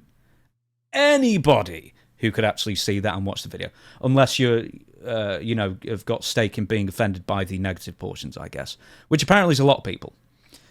Who are either AEW fans or Kyle. And once again, right, I know maybe I'm coming off like this, like I'm being too hard on Kyle here. If someone had said the same thing to me at 26, which he's 26, I'd have the same reaction, completely. I'd be like, F them, they don't know what they're talking about, who are you to criticize that kind of thing? But I'm nearly 40 now, and also you're not criticizing me, so it's a lot easier to take it as far as looking at it from all sides, kind of thing. So I totally get his response. Don Callis is a bit more hilarious. Dave Meltzer is the saddest of the lot, and we'll get to Dave in 1 second. But once again, just to wrap it up, Kyle has a great look, great height. The sky's the limit for him. His promos are improving. He finally bought a suit and he shaved that silly haircut off. The sky's the limit for this dude. Stevie didn't mean to say something about NXT, saying you would barely make it in NXT. That's completely missing the point and getting it wrong. And then whatever misquotes you put in that quote that you said, you're wrong about those as well. Take the positives and then, I don't know, have a look at what Stevie said that you can improve on and maybe think about improving on them. What a mature attitude that might be. He'll get there. It took me longer than it'll probably get Kyle. He gets it a lot more than I did at 26. And I said it too. 26, 23, 21, these kids that are making 6 and 7 figures and have to deliver weekly on TV, if not pay-per-views as well, that's an immense amount of pressure. My first pay-per-view was ECW Barely Legal. I didn't even know if anybody was going to watch it. It was another house show at the arena to me. There was a little bit more pressure because we actually had proper box truss lighting for once, which I was afraid was going to fall down on us because it was ECW. But I give them credit, all the credit in the world, to be able to do that. My whole thing is, I want you to have an even longer career, come out of it, and not have to have like injections in your spine in order to just function. Here, there's one thing that we wanted to mention beforehand. I'm going to do this. Explain it. Explain thumbs what? Up. The thumbs up when someone gives sorry. you a thumbs up. Because, once again, there's no such thing as the perfect wrestler. If Kyle or anybody else was the perfect wrestler, they would be the champion from the minute they walked in. Everyone knows that, Yeah. So, once again, no one's above reproach. No one's the perfect wrestler. You weren't. Kenny Omega isn't. Kyle Fletcher isn't. Cody Rhodes isn't. Get over it. All right, let's talk about that. Let's talk about that because this is a great way to end this. Because I want every wrestler and everybody out there who wants to be a wrestler or currently a wrestler to know this. Because I didn't get it at first because I was also that guy that just wanted the pat on the back, the attaboy, the clap, or the kiss of death. You come back from a match. You know that you know deep down, like, something didn't go right. It felt good for every wrestler is going to be hard on themselves. So I'm already walking up the ramp, say the gorilla in WWE going, yeah, that one thing, they might chew me out about that because I know that wasn't good, that wasn't this, or that was kind of off. I'm giving context here, which we've really tried to do. I wish more people would do that.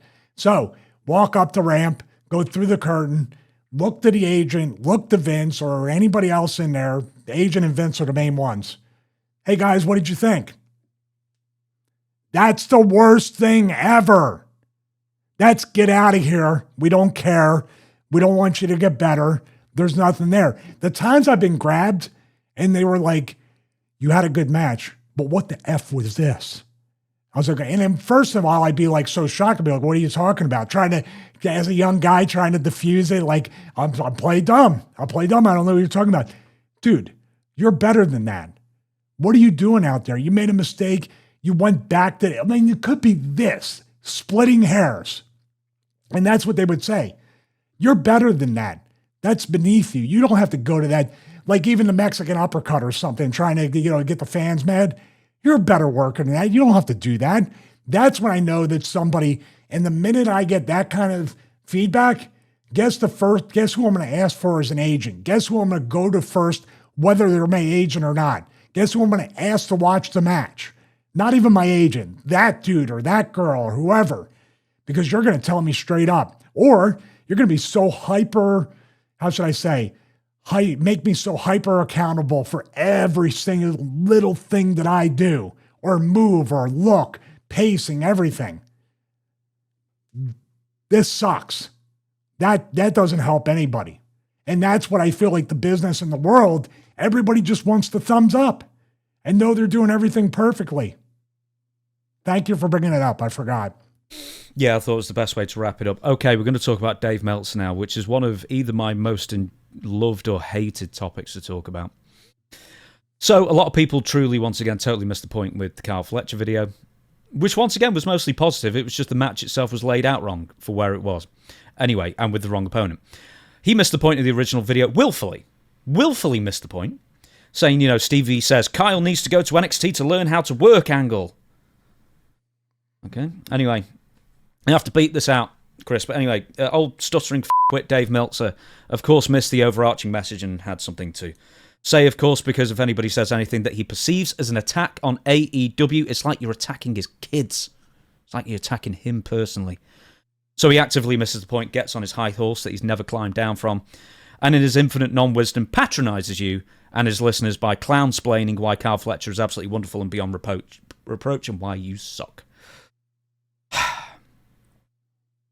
Why is Dave Meltzer, who, quite frankly, in my opinion, is exposing himself as more irrelevant by the week? His podcasts are mostly aggregates of news first broke. I've written all this down, there's too much to remember. Either by the companies or the wrestlers themselves. Here's the other thing that really gets to me. There are so many wrestling news websites that have sort of eclipsed him as far as relevancy. Fightful, WrestleNomics, PW Insider, John Pollock, John Albert. He often fills in the blanks and makes stuff up. Just a few days ago, he claimed Stephanie Vaquer was not on WWE Raw because she was injured. Stephanie then did an interview the next day and said, I'm not injured. I was taking classes to learn English. Why would wrestlers even reply to this? That's what gives it power half the time. It's because there are so many, once again, aggregate news, social media accounts and everything, and then one posts it, and then all the others copy that.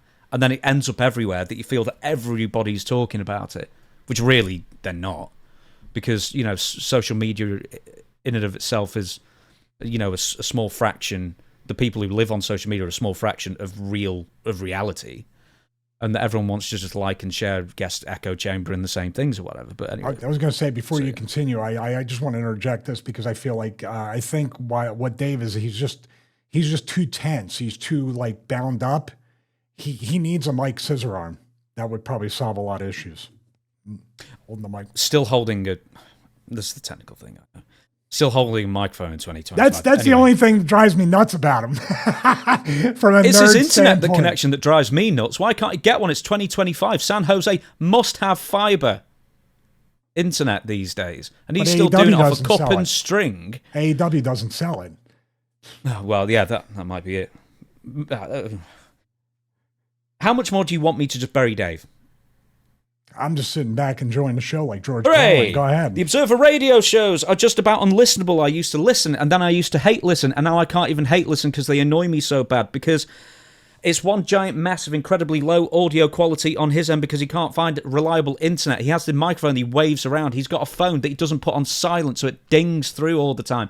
And then all he does is argue with Brian Alvarez, who's trying to make a sensible point by going,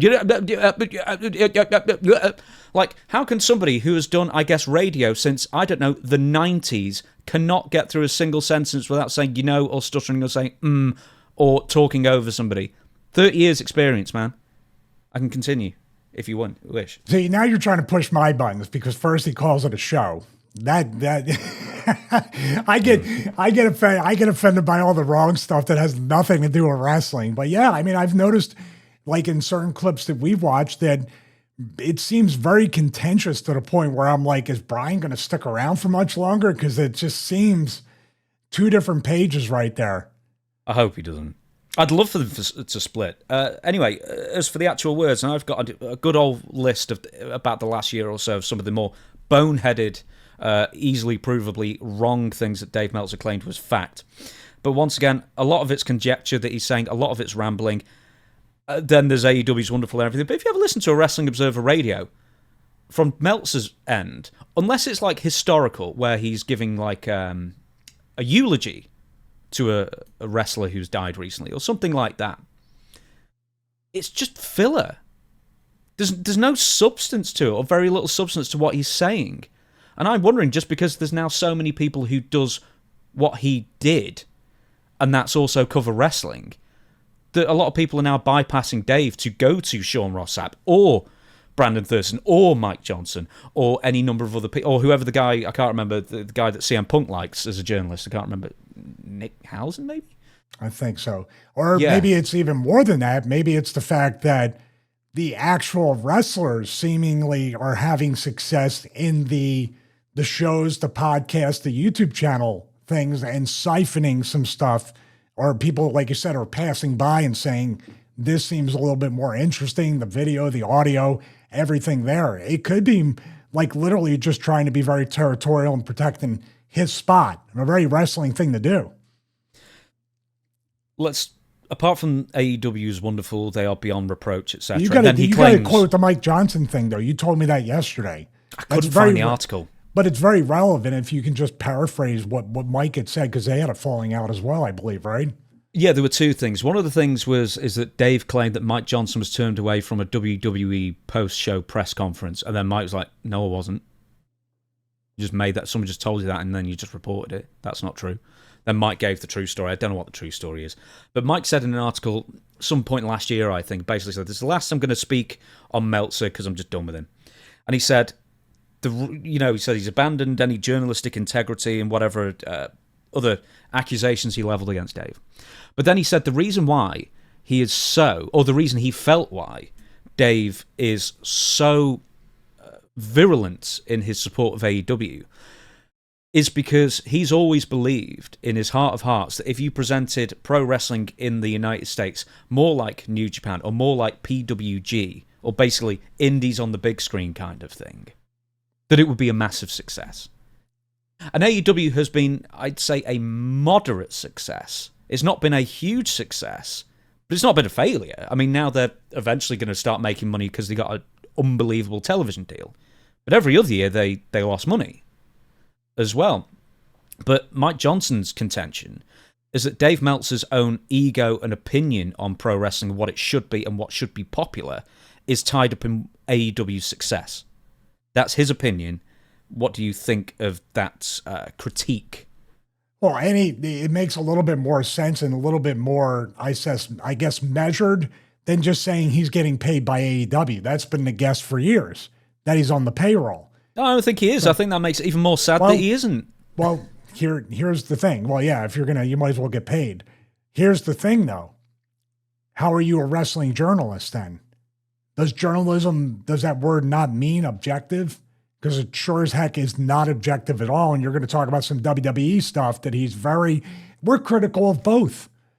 So I don't know. We get the thing like when we talk about AEW that we're WWE fans, and we talk about WWE, we're AEW fans. It's like, yeah, I mean, where do you go with that? I mean, it's very much mental gymnastics, but why not just be an AEW show then, an AEW radio show or whatever it's going to be? Be honest with what you are. Everybody sees what it is, and you argue with people on social media about things, and you try to gaslight people, and then people just go this, like just like Mike Johnson. Yeah, whatever. You're right. I'm done with you. Yeah, I'm right. I'm right. Oh, that's what Brian Alvarez does constantly. I mean, there was one. He just gives up. Yeah, Brian just gives up in the end. And he says, "Can I finish my point?" And then Dave goes, No, because I want to talk first, and I've got to be right, and I have to be heard more. No. And just this scattershot. It's like a personality defect. This is not the interactions of a normal person who talks to other people like this on a radio show. If nothing else, it's exhausting. I'd be sweating yelling that hard into the microphone for that. Yeah, Brian, I mean, you invested all that money in a Neumann U87, man. Put it to use. You're not even allowed to talk into that $1,200 microphone. What microphone does he have? I think it's a Neumann U87. It's like a voiceover. Oh, right, so it's the good stuff. Oh, it's the good stuff. He's not allowed to use it, though. You might as well just have, I'm speaking into my voice memos. Yeah. Keep in mind, I want to make mention that people who know Dave Meltzer and currently work for him have thanked me for saying these things publicly, by the way. So it's not just me. It's people who work for him. HBO Max numbers. Apparently they're 500,000 based on what some random dude on the internet said with no proof.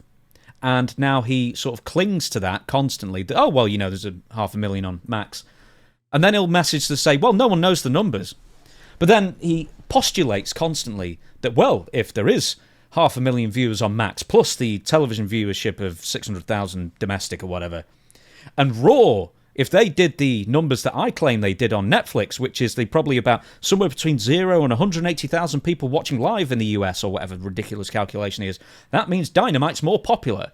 It's mathematical gymnastics as well as mental here to sort of get AEW on the level with Raw for whatever reason. And then anyway, Brandon Thurston, he has his own metrics, his own way of calculating, and he basically says, well, Raw's probably doing anywhere between 1.4 to 1.6 million, which is on Netflix live US, which is about what they were doing on the USA Network. And then Brian Alvarez, once again, he just checks out because he said, well, it makes no sense how you do them. Well, but I've done the maths. No, you've done something with numbers and come out with a number that you like, and then you're saying that no one else can be right by it. Anyway, why doesn't Brian, I mean, he's got an excellent radio voice. He seems to be pretty reasonable, I guess. Why does he not just break out on his own? I'm sure he could be successful. Oh, I'd love him to. I think he'd do. I've never spoke to Brian, but I think he'd do a good job. I'm going to now bore you with some of the... Well, you read them. I've talked enough. You read some of the more amusing mess-ups or rhetoric-based kind of gaslighting on Twitter or whatnot that I've written down. You're talking about the anti-WWE rhetoric? Yeah, and can I also say what Meltzer said on Twitter helped me with some of these. Thank you very much for your help. What he said on Twitter? No, there's an account that basically holds Meltzer accountable for some of the things he says. Oh, okay.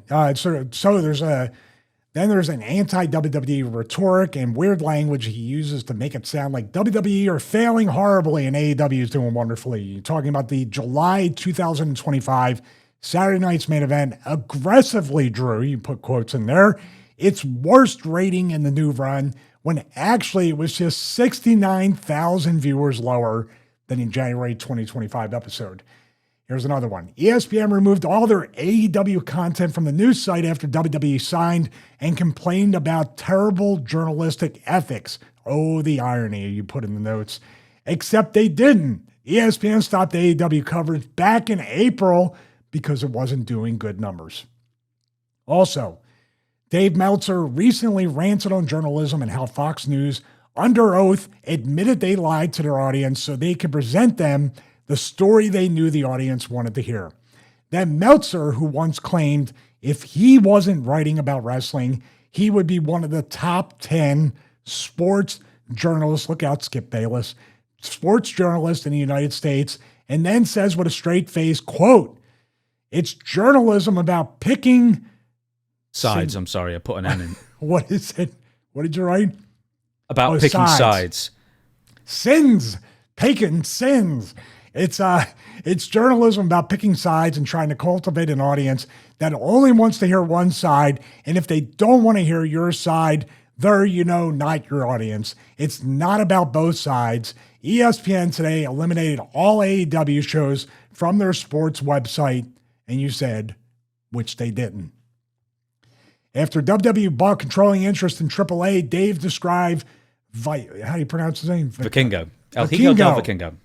Vikingo used to make appearances for AEW, but then became aligned with WWE, and Meltzer absolutely creamed himself over, your words, as a job guy in the eyes of the Mexican fans. He was AAA Mega Champion for 2.5 years, nearly during his first reign. He was the greatest thing since sliced bread when he was making AEW appearances, and this is a common theme when an AEW wrestler aligns with WWE, unless it's CM Punk, who is always hated. He's friends with the Young Bucks too, right? Oh, yeah. Makes perfect sense.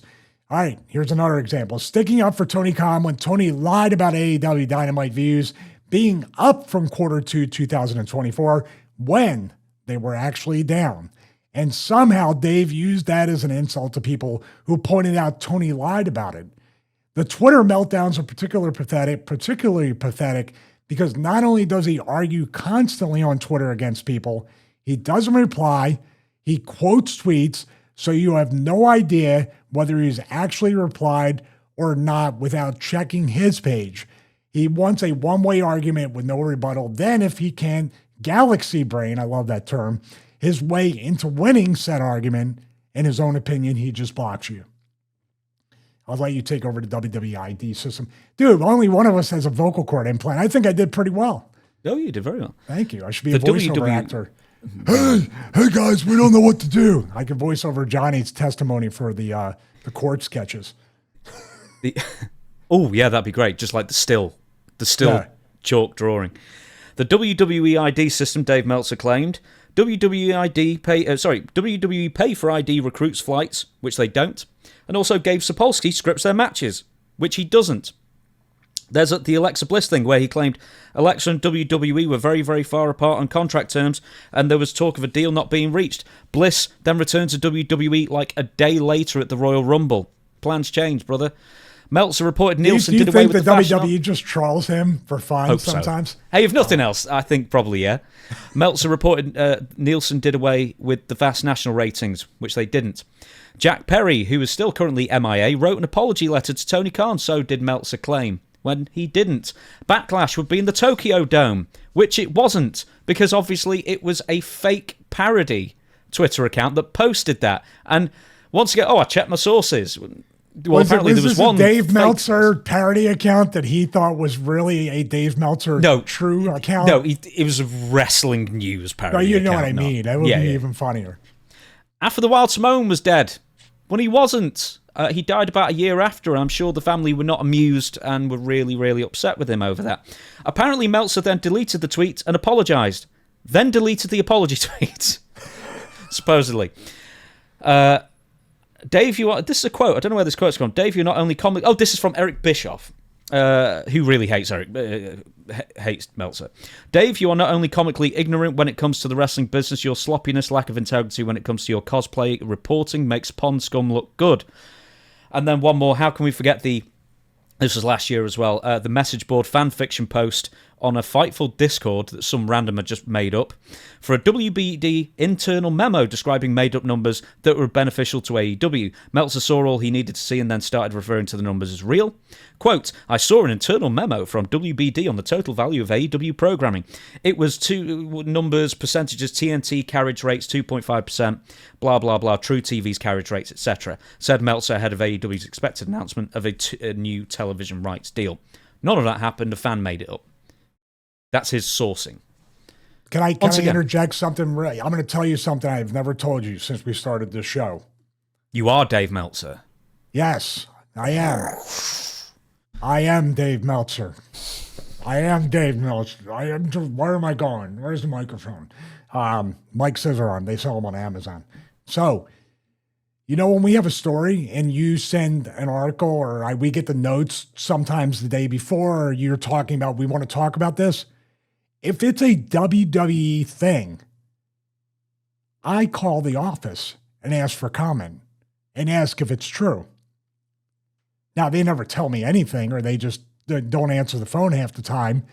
AEW, I will call, or I will try to get in touch with somebody in AEW to say, is this true? How am I, a dumb wrestler who done nothing but be a jobber and I suck compared to Kyle Fletcher? How do I have the extra step to go and at least call or email or try to get some information? So that way, at least we have something. Now, I would say, this is what a person told me. Not sure how true it is, but I tried to get the truth. I tried to verify this. How is that so hard to do when you're literally, it's your job? It would also be his job, I guess, to be good at, punctuation and grammar and structure of sentences, but that's been 40-odd years. I think that's a lost cause as well. Once again, he also denied the Mike Johnson story where he was denied entry to a WWE press conference, which he wasn't. Mike Johnson was not denied entry. Plans change, brother. Okay, I don't know if he's got an issue with you because he's got an issue with me, because I gleefully make videos about Dave Meltzer on Dutch's show and on my own as well. All based on... did I tell you this? One of the first things I ever got mentioned in the Wrestling Observer was for my Owen Hart book. And he wrote such a shitty thing about it. It's basically saying I'm piggybacking off Owen Hart's death by releasing it in May, around the anniversary of his passing it over the edge. I released it in November. Could be further away from May. Anyone with a brain could have figured that one out. You just look on the Amazon page and see when it was released, but nope. There was also, I found out, with stuff occasionally that I will quote or say and they will pick up on. I very, very rarely write to wrestling news websites as like a press release. I've done that less than 10 times, I think, probably in my entire YouTubing career. For the most part, they never even credited me. Or if they picked up a news story, they would never link. They'd link to a lot of other people, and I've checked this as well. They will link to, I won't give the name of the podcast. There's some podcast that constantly has Tony Khan on, right? Oh my God, it's got to be news articles and stories and links and follow this kind of thing. And it'll get like 1,000 views. It won't get many views at all. Because this is something else I've learned over the years, is that coverage on wrestling news websites do not equate to YouTube views or podcast downloads at all. You'd be amazed how little they affect views and downloads and listens and stuff. But where was I going with that? But yeah, I won't be credited. I won't be mentioned. It won't be linked. It'll just say, so-and-so said this or so-and-so said that. There was the Dutch Mantel thing that really ate me up last year as well, where Dave basically... The GoFundMe? Yeah, the GoFundMe, where, people, out of the kindness of their hearts, gave him a lot of money. Over 100 grand. It was an amazing thing. And Dave used his Observer newsletter to use it as a platform to shit on Dutch about how he was so mean to Tony Khan and stuff like that. It's like, we weren't mean. We were being factual. I mean, what do you want? But, when you basically got, Tony Khan's avatar out there, his unpaid PR going back, and it's like, basically, you're mocking or having to go at a dying man or someone who could have been dying at that time. Luckily, he pulled through to settle some score that no one cares about apart from you. Just made him look worse. Hey, thanks for the views, though, because I made a video about Dave Meltzer's review, and then the money that got from that, I gave to Dutch. So basically, Dave Meltzer paid to the GoFundMe kind of thing. And once again, I hate to criticize Tony Khan, because as far as I know, he's a lovely guy. He donates to Dutch's thing out of the goodness of his heart, and I will never not thank him for that as well. That one really ate me up, that. Because just what a dirtbag Meltzer is for that. Just settling old scores and then trying to say that he's unbiased. Is there a deeper issue with this guy? Because there's something, this guy's in his 60s right now, right? Is there a deeper issue with this person? What is it? What is it about him? Is it a narcissist, type personality where he always has to be right? He gaslights, he deflects, he distracts. It seems like that's the method that he uses, right? If you say this, like Brian Alvarez, if he counters with something, he just either hammers, talks over, or let's go over here. Or did you know this? And then the numbers, I just don't understand. Like, it really, in this day and age, I can understand before the internet. I can understand how hard it is trying to get people on the phone, trying to verify sources, verify stories, trying to find the stories. But in this day and age, it's a phone call, an email, a direct message on. So it's very easy to see if the numbers are real. It's very easy to see if the information is real. And now, is it beyond the pale to say you're not a sports journalist or a wrestling journalist, you're not objective, you're basically what's akin to an AEW activist? You're an activist, and that's what I'm saying. You might as well just call it the AEW radio show, get the payoff, made enough to retire. And I understand, and Tony Khan, that's a great point. You and I and many people, we have our opinions about wrestling. We have our opinions of how Tony Khan runs the company from a creative standpoint. But haven't we said many times in the past, man, he really pays his talent well. He takes care of them. He seems to really care, and he seems to be a really good guy. And the fact that when he donated Dutch's GoFundMe, even as Dutch criticized AEW matches or the way they book things, that says a lot about him as a human being. Why can't this guy, he attaches his entire value and our value or anybody's value as a human being based on how many moves they can do in the match? That's what it feels like. Am I off base with that? No, even further on, I'll go on the website. I even counted this. I'm going to get the numbers slightly wrong, but bear with me. Let's say SmackDown was on Friday, and I think they made 3 articles from that show. The Ring of Honor pay-per-view, which very few people have watched in comparison, very few, a fraction of a fraction, got something like 8 separate articles, either from the show itself or news coming out of that show that affected AEW or future shows or something like that. There's clearly a bias, and I don't know why even bother to hide it now, or even deny it, because you can't hide it. But doesn't that hurt his bottom line financially? Because people see that and they're like, whatever. It's just, nobody watched the Ring of Honor show, which, those people work hard too. I've caught some of the Ring of Honor shows and one of the pay-per-views, and I'm glad Tony has that to give even more people a place to work and make money. But speaking of money, wouldn't you think, you've taught me this, why would I do 8 articles about Ring of Honor if it's not going to generate views or money or subscribers or people to listen, unless you're already making money and being subsidized, which I hope is the case. If he's doing all this and not getting paid, that's not smart. Yeah. How do we wrap this sort of thought up then, do you think? Well, I would say this. You and I think the example we have with the Tony Khan thing, that basically Tony Khan was more of a human being and a man to go past whatever, Dutch said about his company to still donate. In other words, I felt terrible when I called him an effing idiot during that Ray Phoenix and Moxley video. So much so, I got his emailed him, and apologized to him, and I've apologized to him here. Dave doesn't get that. Dave can never apologize, never be wrong, never be corrected, and he's only speaking to, as this happens more and more, guess who Dave's going to be speaking to? Not even Brian Alvarez, to himself. Because the listeners, I love to see the numbers. I mean, he's made Al Snow has said it about this guy.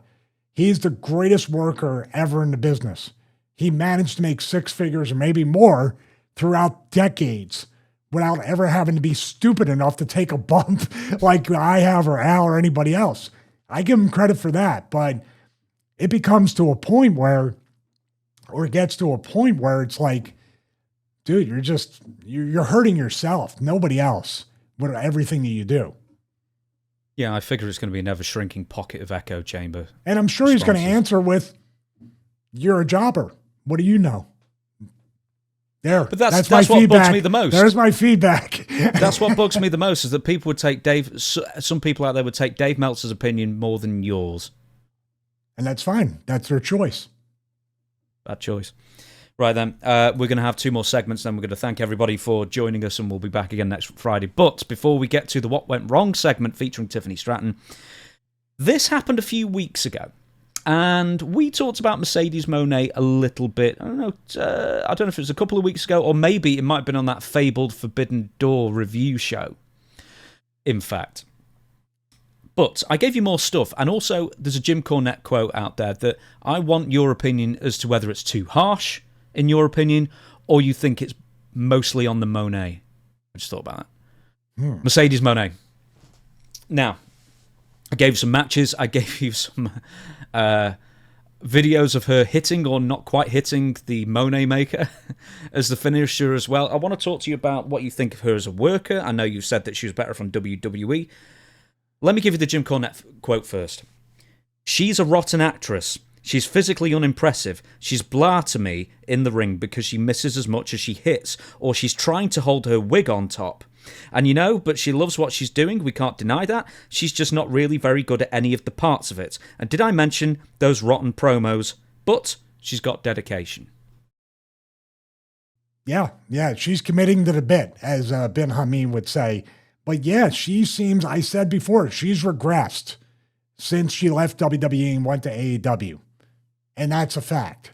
And the thing, too, is she could use some coaching, and then she's going to get mad at me about this, but she could use somebody to point out those flaws so she can get better. And she has a look. I think the look, and even the way she was, let's put these 2 words, because we'll attach the Kyle Fletcher thing to this a little bit. Do you know what she has going for her? Number 1 is her look, but it's not the number 1 thing, but it's one of the top. Timing. She got over at NXT when WWE was really wanting NXT to get over. Sasha Banks, or Sasha Bank as Fox Football said, NFL Football, Bayley, Charlotte, she's in that entire crew, right? That entire crop at that time that got called up. And they wanted them to succeed. And she was right, you put Naomi in there too during those years. And it's all momentum after that. And all the momentum from that initial push and always getting used as a singles and then eventually a tag team with Naomi before they left, that momentum got her millions of dollars a year with AEW, correct? Mm-hmm. So what he's saying is she's a rotten actress. Yeah, well, you know what you do then? You try to figure out what your character is. You try to figure out how to talk. Her heat, and Jim Cornette would say this because this is a Memphis thing, I think, her heat is channel-changing heat right now. Like, I just can't, say the right to censor. We were right on the cusp of being channel-changing heat, but WWE booked the segments in such a way where it's like, oh, before he got too annoying, someone's coming out to kick his ass. Kind of tempered with that. You needed to get some heat and do that. She's getting the wrong kind of heat. And also it feels like she commits to the bit, but at the same time, she feels very content with what she's doing. Like, I've made it. I know what I'm doing. I'm here. And by the way, you're making millions of dollars a year. How can I criticize that? Somebody thinks you're good enough or great enough to be paid millions a year and have a string of belts laid out on the table. What do I know? I got a BWO belt over there. That's about all I got. You should get it on the background. I'd put her over. She get the BWO belt on TV. I'll do it. I don't care. It's what I do best. Once again, with the Forbidden Door thing, I think that was basically the match that we maybe both agreed was the worst on the show. Just and she had the best one before the pay-per-view before. I know, with Toni Storm. And then you said ever since then, she's basically regressed again. All In was that was probably maybe the best match on the show, I think, right? I said there was I don't know if it's the best match. It's definitely the best match she's had in AEW. It's one of the top 3 matches on the show, let's say that. But it was something where it was like, wow, this was a really good match. Then the very next pay-per-view was like, what is going on here? Well, weirdly, she's now been established that she's not World Championship material because Toni Storm beat her clean, and now she's just kind of doing the same thing she's doing before, bringing out belts and dancing. And then being in tag matches, I guess, with her friends. And apart from that Forbidden Door match, I sent you a couple of other matches. And did you have the same reaction I did? when I watched them. I went, oh my God! This is the same girl who was in the Tony Storm match like 3 weeks ago. It's Hot Wheels feet. A lot of Hot Wheels feet I saw. I'll say this about the finish. This is where, in modern wrestling, she's not immune to this. I'd rather go back to the bank statement, the one where she flips over and goes into the crossface. That was her finish for the tap out, right? Mm-hmm. This other one, and I can name. I talked to Cross about this when he was using that kind of flip thing into the flatliner. I was like, number one, not everybody can take that finish. Number two, it's too convoluted. This is now me speaking to Cross. This is me speaking to Mercedes. When you have to go into this, now I would figure when she hooks it for like the gory special, why not just flapjack the person?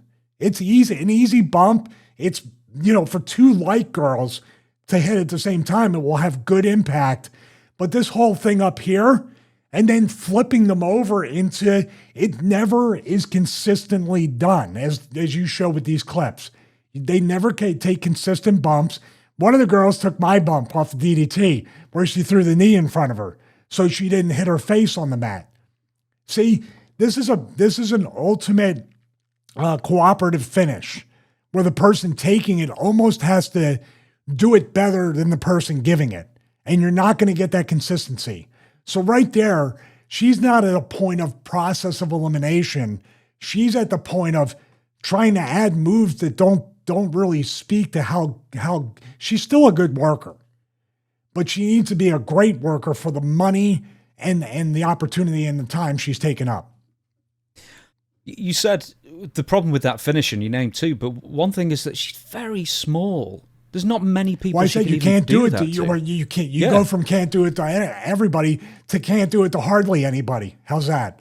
Yeah, she can't give it to half the roster, and probably half the roster can't take it. More than half the roster. It goes wrong more than it goes right. I sent you a compilation video that I saw on YouTube, right, for everybody at home, and these were the best ones, and half of them didn't get pulled off right. Then I sent you a couple of ones where they went really wrong, and that's like more than normal. Why? That was a person taking my DDT bump, right? It requires the ultimate cooperation. And I'm thinking it's 80-20 in the person taking it, because they have to hop up. They have to put the legs around her legs. They have to, when she's ready, because she's not a super big girl as far as muscular or power, they literally have to turn themselves in a way and then, take the face bump. By the way, she wished me well and a speedy recovery when I had the spine infection. So this is independent, no personal issue with this girl or anybody. I want her to do better, to where WWE would be like, let's bring her back and pay her even more than AEW. Make the money, but also justify the money you're being paid, because eventually, and maybe now, you tell me, after losing to Tony Storm, is she in this thing right here or that? You're the belt collector, but there's one belt you haven't won. So how can you have that gimmick with that still existing on the same show? Well, that feud's now done. So now it's done is peg Mercedes Mone in and this is once again a booking issue. Now that's pegged her in second tier, despite the fact she's the most highly paid woman on the roster, I believe, probably by a long way. But then also, once again, now she's flatlined. In that sense, she's still doing the same thing she was doing before. She's coming out dancing. She's talking about the belts. What happens when you lose the belts? And keep in mind that I wrote a list here. I won't bore you with all 9 of them.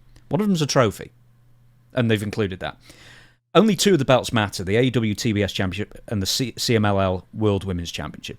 All the others, for the most part, are random European belts, 2 of them based in Poland, that some indies basically agreed to work with AEW and have their belt. Doesn't help them. People argue that it does. It doesn't. But then what happens when she's no longer the belt collector? Then where does she go from there? Well, I have a better question. Is she working all these indies on a regular basis as she's still under contract? You see what I mean? You're being paid millions of dollars. Do these get defended outside the AEW or maybe the CMLL? Do any of them get defended? No, pretty much not. I was Googling something then and had a pen in my mouth. I'm just looking at Mercedes Mone's matches as well. She is somebody who actually does keep fairly active as well. I'm just going to have a look at her matches. But Rev Pro, which she won the Rev Pro British Women's title, so that was the 9th. She was at Rev Pro another time, but that was the day after. She's not... I'm just having a look. Title change once again. That was in Poland. That was in July 2025. A couple of Rev Pro matches, and then everything else was Dynamite and AEW shows. So I'm telling you, one of my favorite wrestle crap moments that I love, and I think Botchamania had it up, was her at that Japanese press conference way back playing the ukulele and singing. That was that was entertaining. It was against Kairi Sane, I think, or Kairi Sane. It was so funny. You got to watch it. You got to watch it on Patreon. I don't have to watch it again. I saw it. You don't know me. You don't know me. Jim Cornette, there's one more quote. I think she's more better off where she is right now than going back to WWE, where she's got him, being Tony Khan, wrapped around her teeny tiny little finger, and he's paying her, from what we understand, quite a pretty penny. Okay, is Mercedes Mone better off in AEW? Yeah. She's getting paid that much, why not? Yeah, I would think so. I mean, unless WWE comes with an incredible offer. But yeah, I mean, the rumors have gone around and she's basically, Tony Khan loves her and that's it. You know what I mean? He's made up his mind. He pays her millions of dollars and good.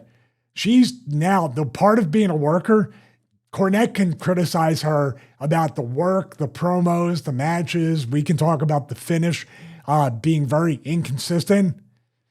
This makes her a great worker. Getting the promoter under your thumb, or essentially just being like, hi, Tony, get him by the ankles, turn him over, shake all that money out of the pockets. Do that. That's what workers do. Work the company, work the promoter, and make your money. You probably won't be able to do that with TKO. No, maybe not. I was thinking of Suge Knight and Vanilla Ice when you said that. Oh, yeah. Out the window of the fifth floor. She had him floor. out the hotel window. It's my record label.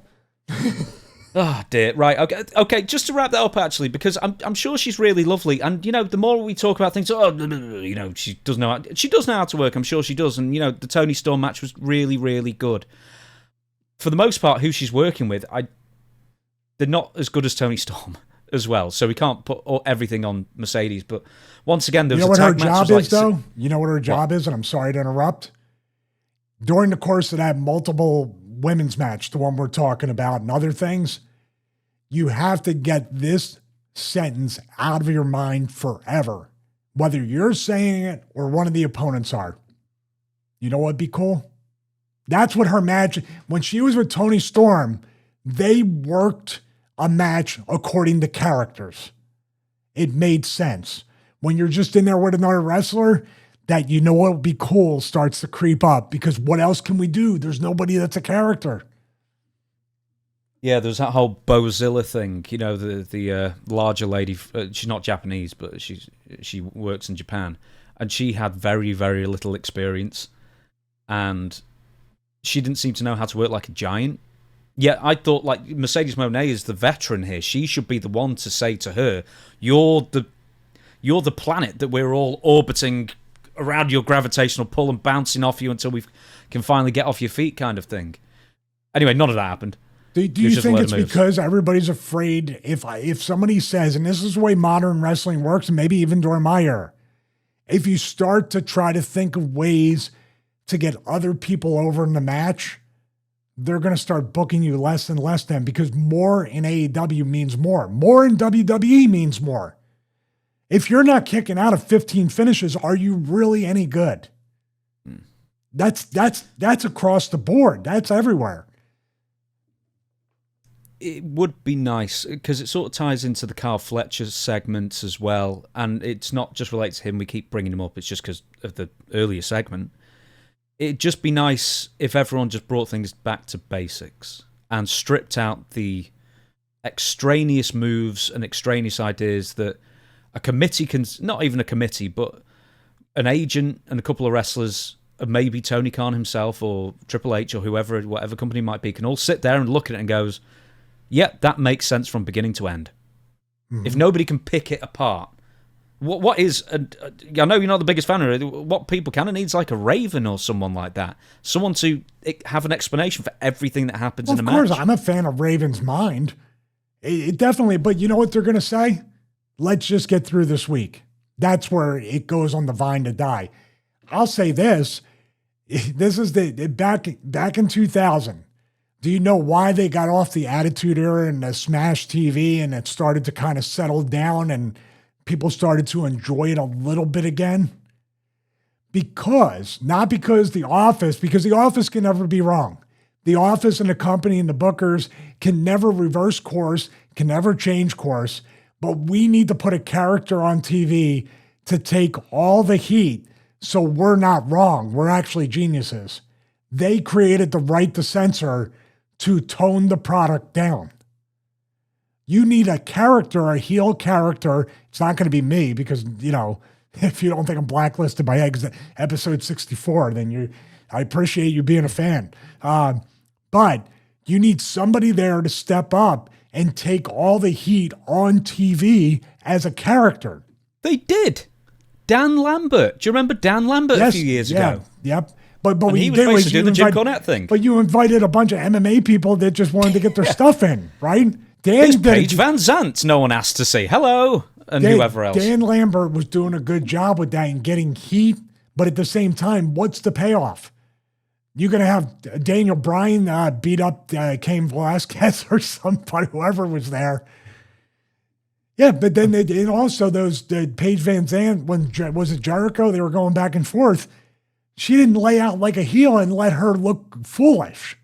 It just went back and forth into an uncomfortable debate. I'm giving you the full list. George Masvidal, Junie Dos Santos, who I think was actually a wrestling fan, Andre Arlovsky, unbelievably, Paige Van Zandt, Austin Vanderford, who I don't know, and Dalton Roster, who I don't know either. Team's gimmick based on each member's legitimate MMA background. There you go. They even turned up in Impact, I remember briefly as well. Tito Ortiz was in Impact, I think, if I'm rightly remembering, very briefly. And so refereed a match. He refereed the match between Jarrett and AJ for the title, correct? Was that Tito? If you tell me. If you say so, he knocked out Jeff at the end. He did the Mike Tyson thing. Oh, man, I tell you. Hey, Rampage Jackson, I think, did something with Impact or TNA once. Yeah. So he also appeared on WWE, where they never referenced that he was an MMA fighter. But it's because he was Mr. T in the movie version of the A-Team. Yeah, I saw that. It was a good movie. Hey, by the way, too, I already forgot. Oh, geez. You got me, brother. Today, CTE, you got me. Got me, brother. Right, just before we go, we've got one more segment. What went wrong? And what went wrong was the first two attempts at me saying that, but let's gloss over that. It's Tiffany Stratton. She did a moonsault from the top rope to the floor. Yeah, eventually as well. What a freeze frame. You've saved it on there, Stevie. In fairness, I sent you the video, and this is what I pulled from Twitter, so this is just what it is. But yeah, so Tiffany Stratton moonsault. She got injured off this, I guess a concussion, but tell us what went wrong. Well, this frame here is also going to be the frame in 2 seconds, 3 seconds, 4 seconds, 5 seconds, possibly. She was up there forever, which means, once again, somebody is waiting, but at least the production team didn't shoot the person waiting for 5 or 6 seconds. So right there, I'm just feeling like she's trying to figure out, I guess that's 2 seconds, but it felt like forever. I think actually I counted how many seconds it was when I watched the highlights before we were going to do this what went wrong. It was probably a good 5 seconds or so. But basically, when she goes to do the moonsault and land, Jade Cargill gets out of the way. Now, we've talked about this before. Now, you can blow your knees out doing anything in pro wrestling. But this particular thing right here, where she lands just literally like that, which good for her because she ended up bending her knees. I think she has like a gymnastics background, if I'm not mistaken. Yeah. So she knows how to land, which I would think too that landing with your feet this close together could also roll your ankles. But then again, I've never done a moonsault. So when she comes down, I'm trying to look. Do they replay this at all? No. No, I don't think so. Because I'll tell you what happened was, first and foremost, you shouldn't be missing stuff like this. Jade Cargill is a pretty big girl. She can catch you.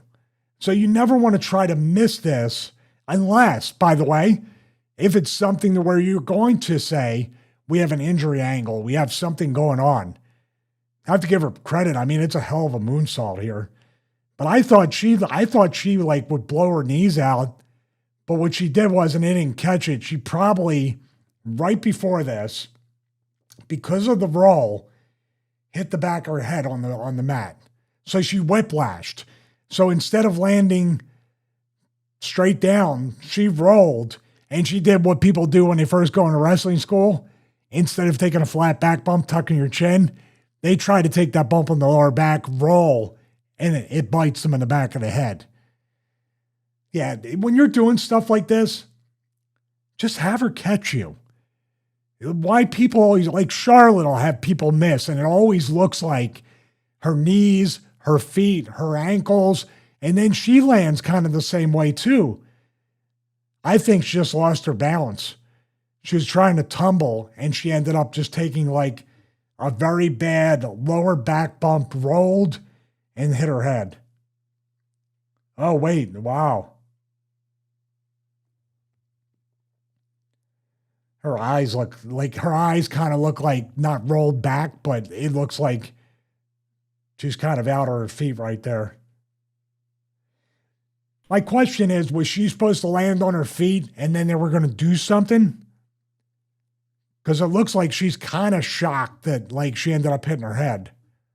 Well, in the world of kayfabe, why would she do a moonsault to land on her feet anyway? But it's true. Yeah, because like she knows then she's moving and she can land on her feet. Now they followed this up with a spear through the barrier.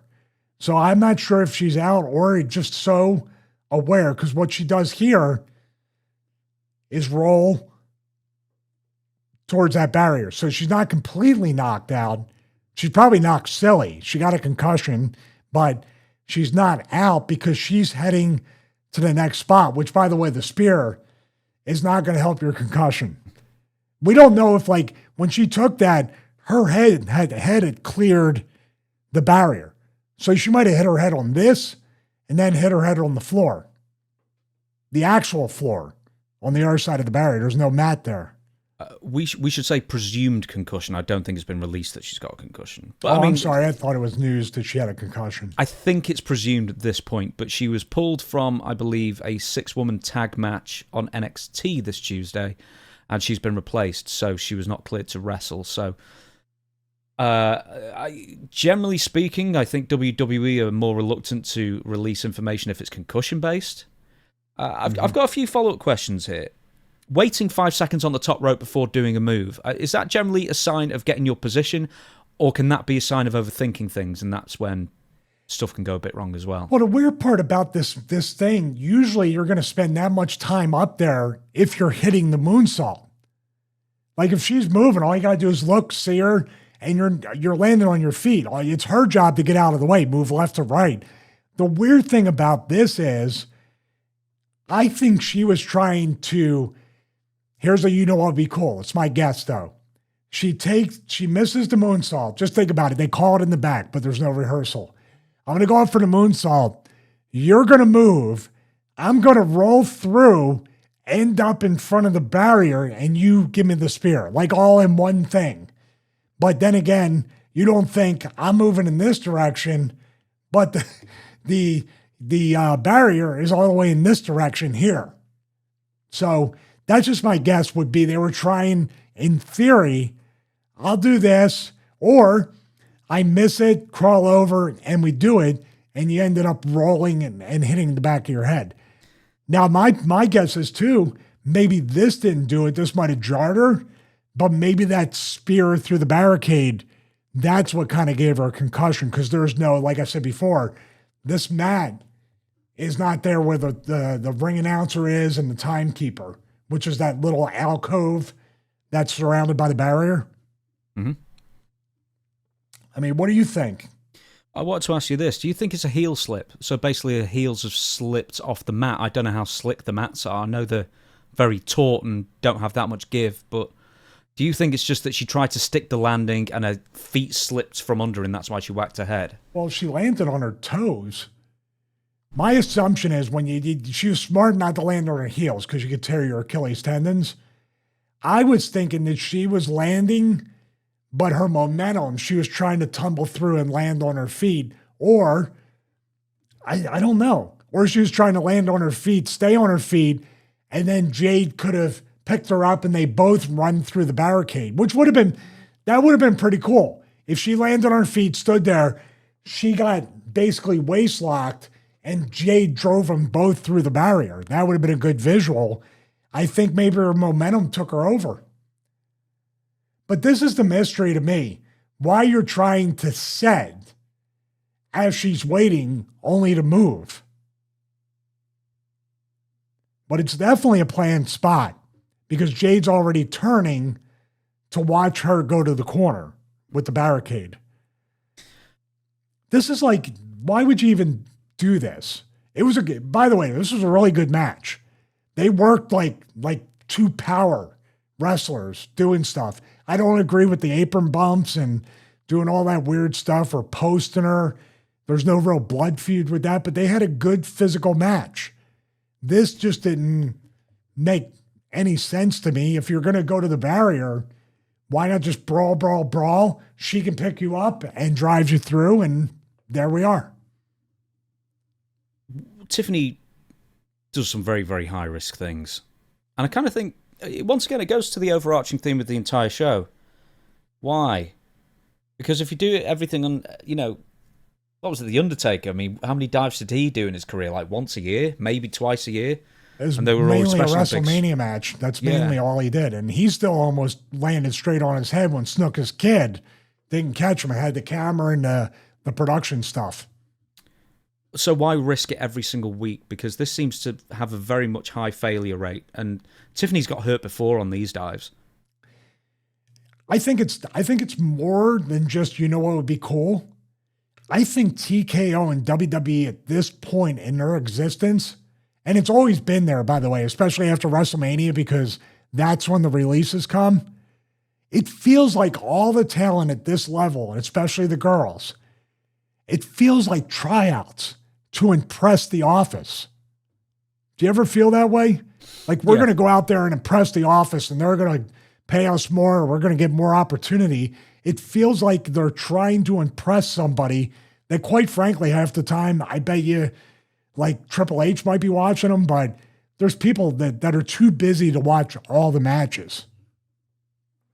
Yeah, I think so. I also think it's because there are so few wrestling matches they have these days. They feel they can put bigger, do more risky stuff every match. And I think that's borne out with just how high an injury rate there is at the moment as well in both companies. Isn't it funny that when everybody was working 4 or 5 days a week and working 2 TV tapings, say a Friday house show, Saturday, Sunday, Monday Raw, Tuesday SmackDown, there was actually less injuries than when people work more? Because you know what? When you leave on Friday, you're like, I got to work. I still have 2 TVs to work. I got to be careful. I'm going to work hard, but we're not going to do anything stupid. And there's no TV cameras. Why should we do anything? Then on Monday, it was still, we're working, but we got to work tomorrow and I got to work next week. I'm booked on the house. Do you see the difference in the thought process? Whereas with this, every week to them might feel like a pay-per-view or WrestleMania. We got to get our stuff in because I might not be booked next week, or I got an entire week to recover. That's the kiss of death. I got 5 days to recover, so let me just put it all on the line. That's not being a worker. Being a worker, and I talked about it before for bad reasons, by the way, James, you're taught to be as lazy as possible when you're a professional wrestler, to do the least amount of stuff, still work hard, the least amount to hurt yourself, and make the most amount of money. That's why talents who retire or get out of the business are in trouble, because they've been conditioned to make money by being lazy. So they have a great future after wrestling. Okay. With that analysis of the wrestling business at large, as well as Tiffany Stratton, we are going to say thank you, everybody, for watching. That is going to be an incredibly long episode, I'll tell you that for nothing. We got under 2 hours, didn't we? Yeah. with time condensing and stuff like that. Everybody, thank you so much for watching, especially all you lovely Patreon people that Stevie will thank you for in a minute. Nearly 1,200 Patreon subs now. And all that's left for me to say is we're out every single Friday on all podcast platforms and YouTube with a brand new episode, and on YouTube a brand new clip every single day as well. So once again, we'll be back on Friday with, I don't even know what we're going to do next Friday. We'll figure it out. But over to you, Stevie, to take us out. First, I have a message for Kyle Fletcher. There, little heart right there. Did I do it right? Oh, that's the heart right there. Heart or binoculars. Trying to watch it because I can't afford WWE seats. I'm in the nosebleeds for $1,000. There you go. Whatever that was. Oh, we always do it as kids. You make fun of me for being a Four Eyes. That's what I remember when I was a kid. Oh my goodness. Well, thank you to everybody on patreon.com/Stevie Richards. But first, I want to thank everybody here on YouTube. We're surpassing 136,000 subscribers. Thank you so much. If you haven't, please consider subscribing. Click on the bell to get notified. Also, comment below. We do love the interaction. And of course, our Patreon members, our $1 thank you, brother, and also our $8 producer tier.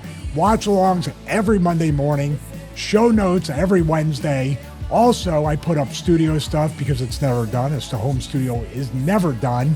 And also on Friday, the show before the show, our pre-show, where we usually talk. We talked a lot about the Kyle Fletcher stuff and other things that you may have seen here, but some stuff you haven't seen that we left for the Patreon supporters. So thank you so much for watching episode 64 of the Stevie Richards Show. Excuse me, Philly accent. Thank you so much for watching this episode. See you next week for episode 65 of the Stevie Richards Show. Hi, Kyle. There you go.